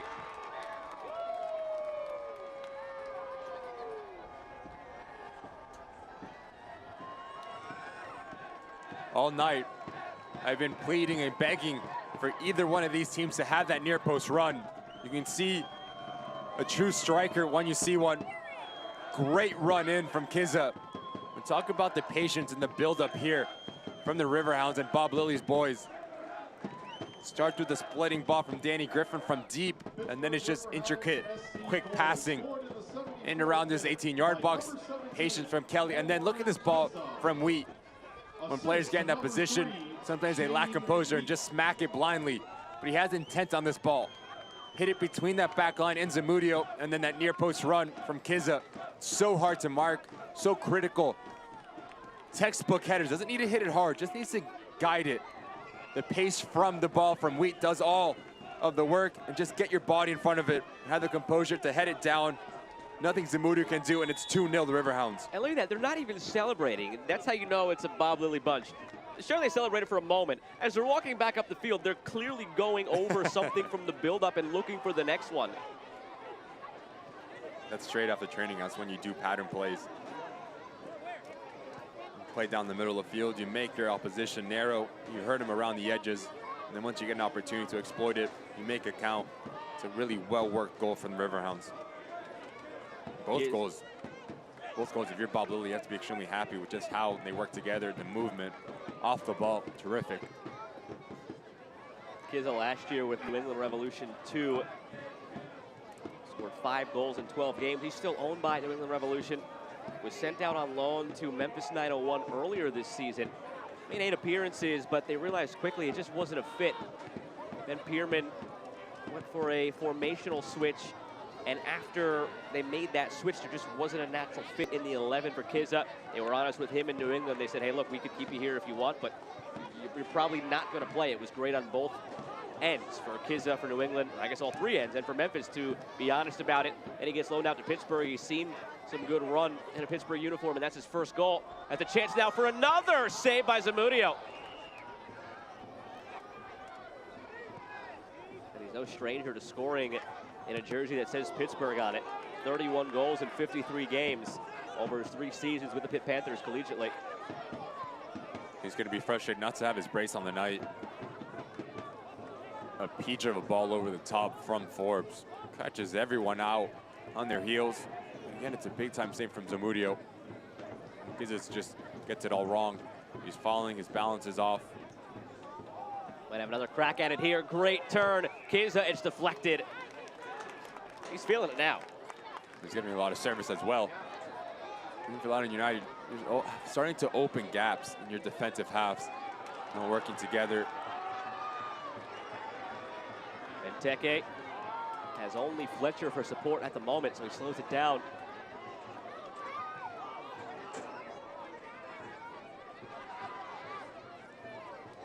Landry looking to switch to Samake. Wheat reads it.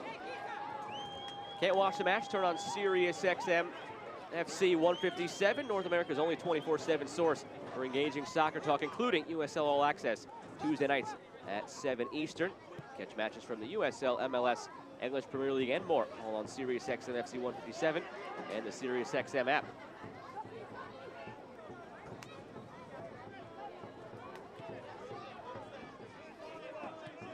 Downs for Freeman. A dozen minutes remaining here at Segra Field. Is there a comeback in this for Loudoun? Only 2 shots on target, 5 in total on the evening. They've had brief flashes offensively where it seemed like they were putting things together. A couple of nicely slipped through balls. They just haven't put it together in the final third. Alluded to this a bit earlier. A perfect ball from Forbes. Kizza does extremely well at first touch, but needs to pick out a corner. Much like Deco earlier in the second half, hit it straight at Zamudio, but he's been fantastic, to be fair. Can't do much on the 2 goals. When he has a chance, his positioning has been spot on, not giving any angles to the Riverhounds attacking players.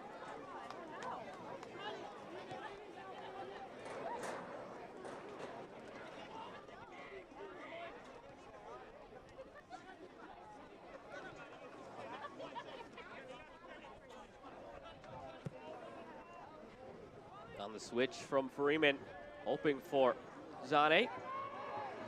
Jamali Waite does have a yellow for time wasting, but nothing illegal about that.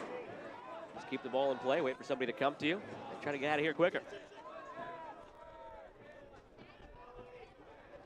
And as we've been talking about the lack of movement for the Loudoun United on their front end, we have to give credit to the defensive efforts, how compact and how organized Bob Lilly's boys have been in that back line, working together as a unit, not having those gaps opening. Yes, they've been beaten, especially on the last play of that first half, but so far so good. Being stout, working together, a lot of communication, not giving any clear-cut opportunities for this Loudoun United side. We're going to learn a lot about Pittsburgh over the next few games, but Bob Lilly always preaches the final 10 games of the season. That's when you have to be at your best, start peaking at the right time going into the postseason. In past years, maybe they've been too good too early, and they were on the downswing going into the postseason. Now, last year, of course, COVID impacts their ability to even play in the postseason. Birmingham goes through, so we don't know how last year would have gone. But they started that stretch of the final 10 in, I guess, rocky, choppy waters. They get the win over Indy Shore. They lose 2-0 against Memphis.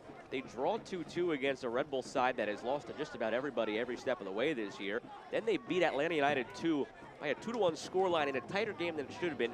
You tie Charleston 0-0, and then you come into this one tonight.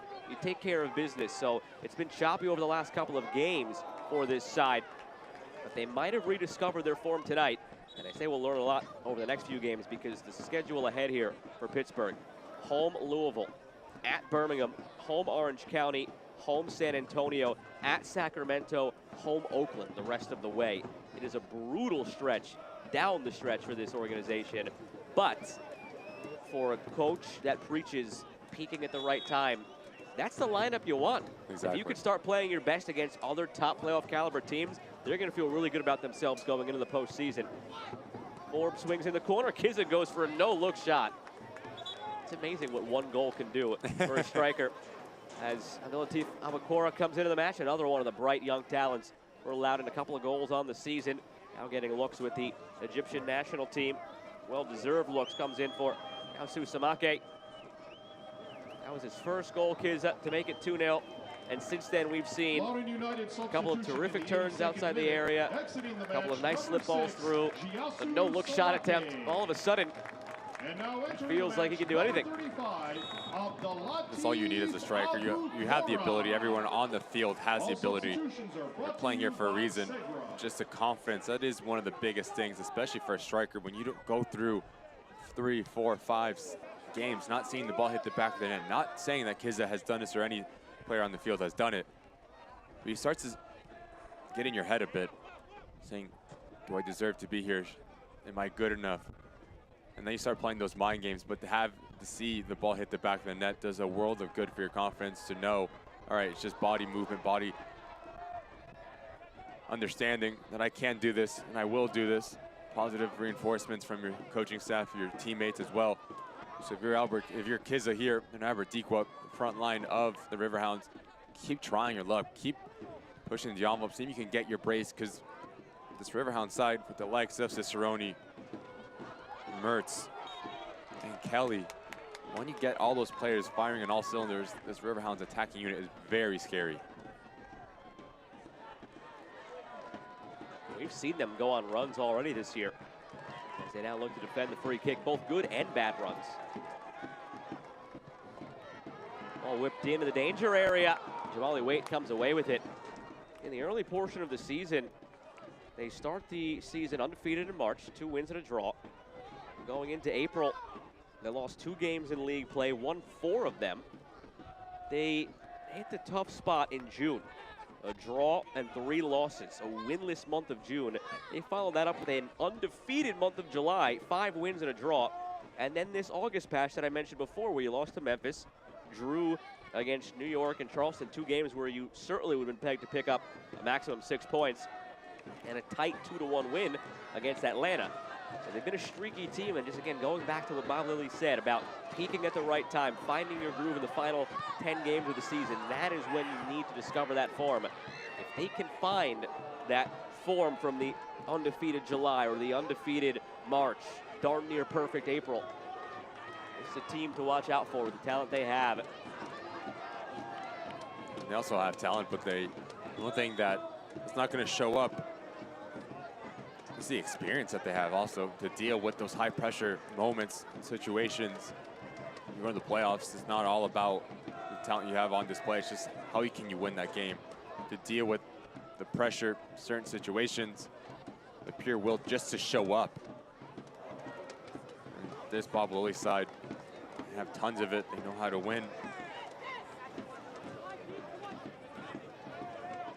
Question is, can they elevate themselves or on a given day pick off a Louisville or a Tampa Bay if it gets that far? You'd like to have the easiest path possible, and you get that by earning the highest seed possible and securing the home field for as long as you can. Certainly looks as if Louisville and Tampa Bay will be the top 2 seeds. So if and when Pittsburgh is able to go on and face those teams, it would likely be on the road.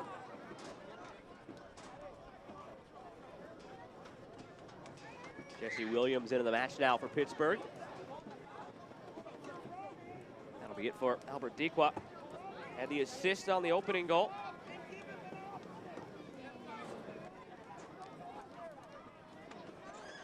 We're about to see Pittsburgh take on Louisville again next week.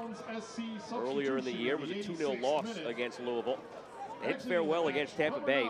3-1 loss, 5-2 loss. So those are the standard bearers of the Eastern Conference. They've been in the Eastern Conference final each of the last 2 years against each other, Louisville and Tampa Bay. If you want to get through to that point, you're probably going to have to go through one of them, if not both of them, at some point. And they'll get their first crack, or I guess second crack, at Louisville coming up next weekend at home at Highmark. And it's going to be a rocking environment, I'll tell you that.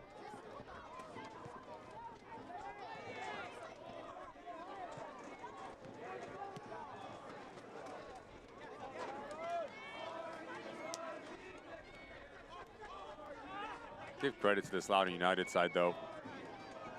Young in age, you can tell this team has fight, has character. Down 2-0 against a very talented Bob Lilly side. 87th minute. Very easy just to hang your head and say, look, wasn't our day. Go back to the drawing board. Go back to the training ground. You can just see these guys are proud. And it's a foul there from Kizza. But these boys are proud to know what it means to play for this DC United organization, to put on this Loudoun United shirt, fighting to the last minute, staying till their game plan. A season that results haven't probably been the best. That's something you expect from a team that has so many young players. The inconsistency, like you alluded to earlier, Joe, to know what it takes to be a professional weekend, show up, and you cross that white line, put on your best foot forward, and have 100% effort. Benteke from Zane, he's Penalty. taken down. Penalty coming for Loudoun. Hold on a second. If they can pull one back here, they've got plenty of time to find an equalizer in the late stages. This is what it's been tonight from Loudoun. Long stretches of not finding anything offensively, and then boom, a dangerous chance. This time it yields a penalty. But how good of a ball is this from Zane as he pinches in off the left-hand side, and then this is pure magic. The body feint takes Ordonez out of the game. It's a sloppy, dangling leg from the experienced center back. And Benteke does extremely well. Well-deserved PK. He fancied himself as he pushed Freeman off. Oh yeah, he straight up shoved him out of the way. Freeman was waiting for it. He's still looking over at the bench. And I think Freeman's realizing now there's nothing that's going to take this penalty away from Benteke. But now, if you're Benteke, you've got to make it. Otherwise, you're going to get an earful. He needs to make it. There's just the confidence that he had. Grabbing the ball, knows exactly what he's due. So it looks like a very confident man at the moment. Against Jamali Waite, Jonathan Benteke finishes. Welcome to Loudoun.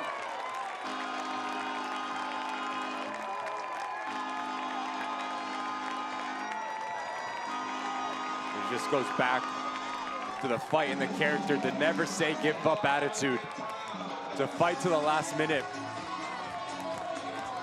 Give credit to that man. He drew the PK. Look how good he is. Good feet for the big man. Cool, calm, collected is that step right there. I think that throws off Waite. He knows where he's going. Confident PK to open up his Loudoun account. Nothing that Waite can do, just kisses it inside that side netting. Now we have a game the last couple minutes here. Loudoun United push the envelope, commit a lot of numbers forward, cause chaos and confusion within that back line of the Riverhounds. Zane played the ball that yielded the penalty.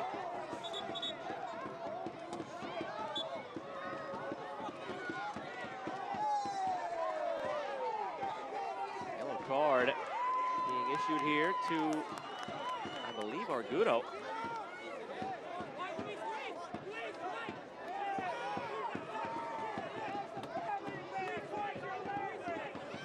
A yellow card has been issued in the 90th minute to Pittsburgh Riverhounds SC, number 21, Luis. The confirmation, Argudo. it was Argudo for that challenge.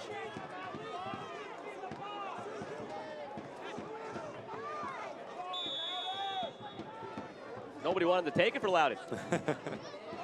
Now Landry will loft it in. It's an opportunity that goes, it's wasteful. The fourth official has indicated 3 minutes tacked on at the end here for Loudoun to go and find an equalizer, perhaps. 3 minutes. You get the sense that Landry just rushed that after it seemed like the coaching staff might have been annoyed that nobody was there to take it. He just came over to it and quickly took it. You got to take your time here and make sure you get it right with not much time remaining. And that's why you see the inexperience come to play.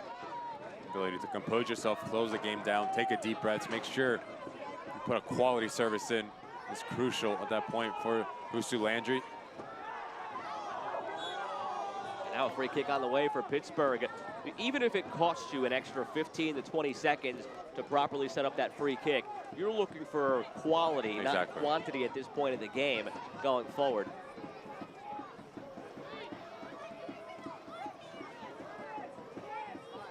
This should be as simple as playing it to Kizza and taking it to the corner here for Pittsburgh.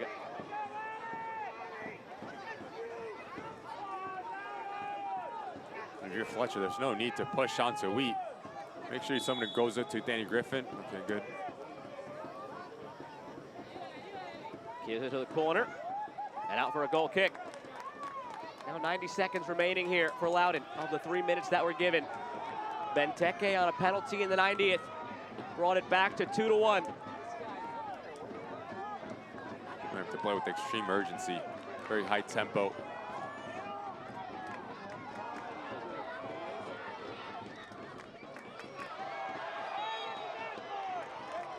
A nudge in the back from Williams. Free kick coming for Loudoun. Last minute here. The yellow card issued to Williams for chucking the ball away afterwards. Free kick launched forward. Fletcher battling for it. Benteke there. Freeman as well. The yellow card has been issued in the 92nd minute to Pittsburgh Riverhounds SC. Forbes sends it ahead. Downs back for Zamudio. Zamudio back for Downs. Have to go up the field now. 30 seconds remaining. Di Pietro rolls it along.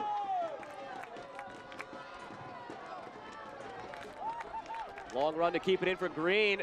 He'll get there. He's taken down cleanly. Green recovers, battling Williams, and sent out for a throw. Tremendous work from Williams. Not to let this ball go over the end line for a corner kick. Just put it out for a corner kick. or throw-in, excuse me.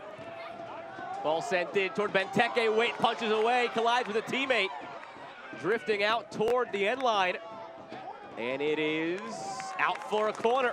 Everybody's got to go forward now for Loudoun. And that includes Zamudio.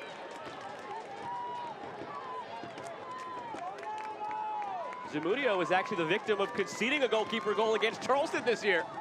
Sent in from the corner to Zamudio. He heads it wide. Oh. And that is it. It was nervy in the end for Pittsburgh. They do hold on, take the 3 points. They're 1 point away from clinching a playoff spot, and they're right in the mix for a home playoff game. Now tempers flaring afterwards. All the referees coming in to keep the peace. There's no need for this. If you're Pittsburgh Riverhounds, you don't want to pick up your card after the final whistle. Like you said, Joe, nervy moments as Zamudio gets on the end of it. So I thought we were going to see the terrific ending, the storybook. Keeper coming up, heads it extremely nicely to him, I'll tell you that. Right on top of this 6-yard box. He needs to be this week with the strikers and finishing training. Oh, absolutely. Heads it down. Now, that's the right idea, but just mistimes it. You can see he wants to do better than that, but I'll tell you what, Zamudio needs to be end of training, striking balls, heading balls in, hit on the top of the corner. What an effort, though, from Loudoun United, to be fair. Joe Kuzminski, who scored on Zamudio in that game, late on. He made a good run, got in behind, found the space, but it just lacked the finish. If you're Ryan Martin, you were hoping that was almost literally anybody else who had that free header, and it might have been 2-2. They made it interesting at the end. It came up just a bit short, but they were in the match because of Zamudio. Made a few big saves, and here's your save of the match. He's not known for his goal-scoring ability, but his goal-scoring stopping ability. Big-time save from Zamudio, and if it wasn't for him, this game could have been 3-4-0. The Riverhounds, very good in positionally, didn't give anything easy to the attacking unit for the Riverhounds.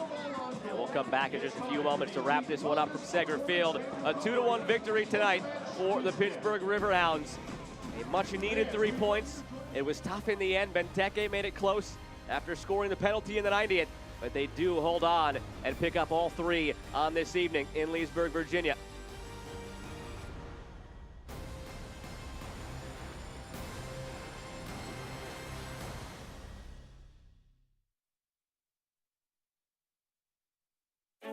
This is business today. Fast, unpredictable, always changing. Shifting trends and technologies are pushing aside old rules. The unexpected is the new normal. At Segra, we'll help you navigate a complex future with state-of-the-art voice, internet, and data protection solutions. We know you have dreams, and we see your potential. Segra, freedom to grow.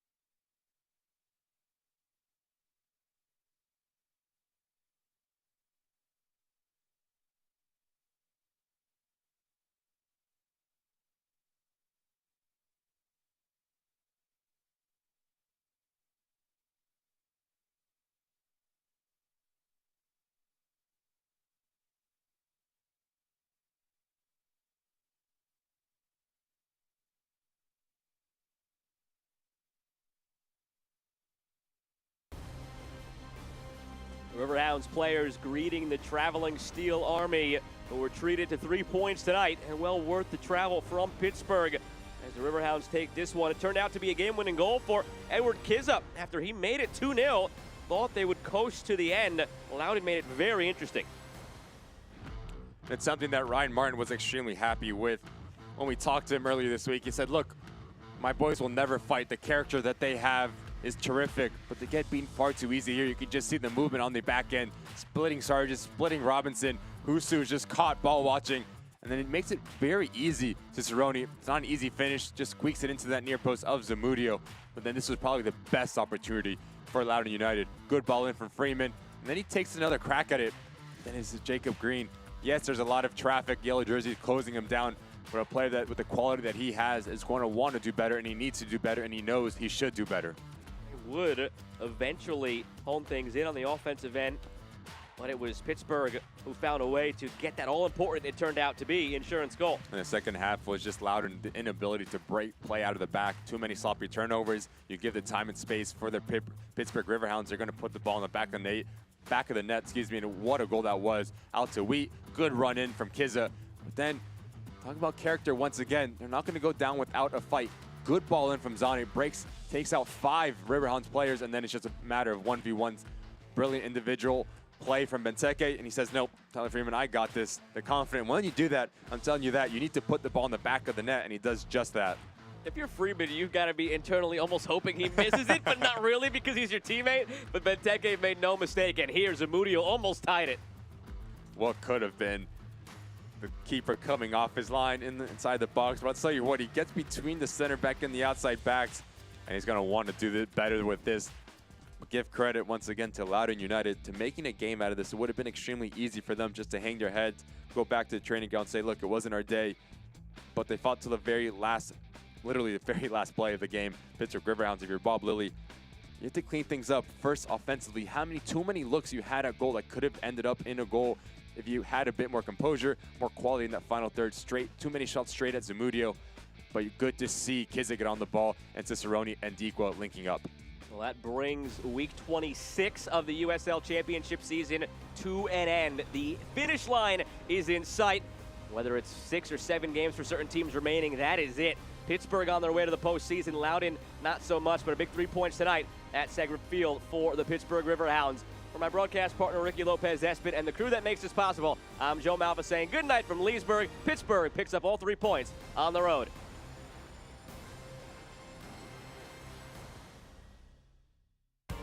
This copyrighted telecast of the United Soccer League Championship cannot be retransmitted, rebroadcast, or reproduced without the expressed written consent of the United Soccer League Championship.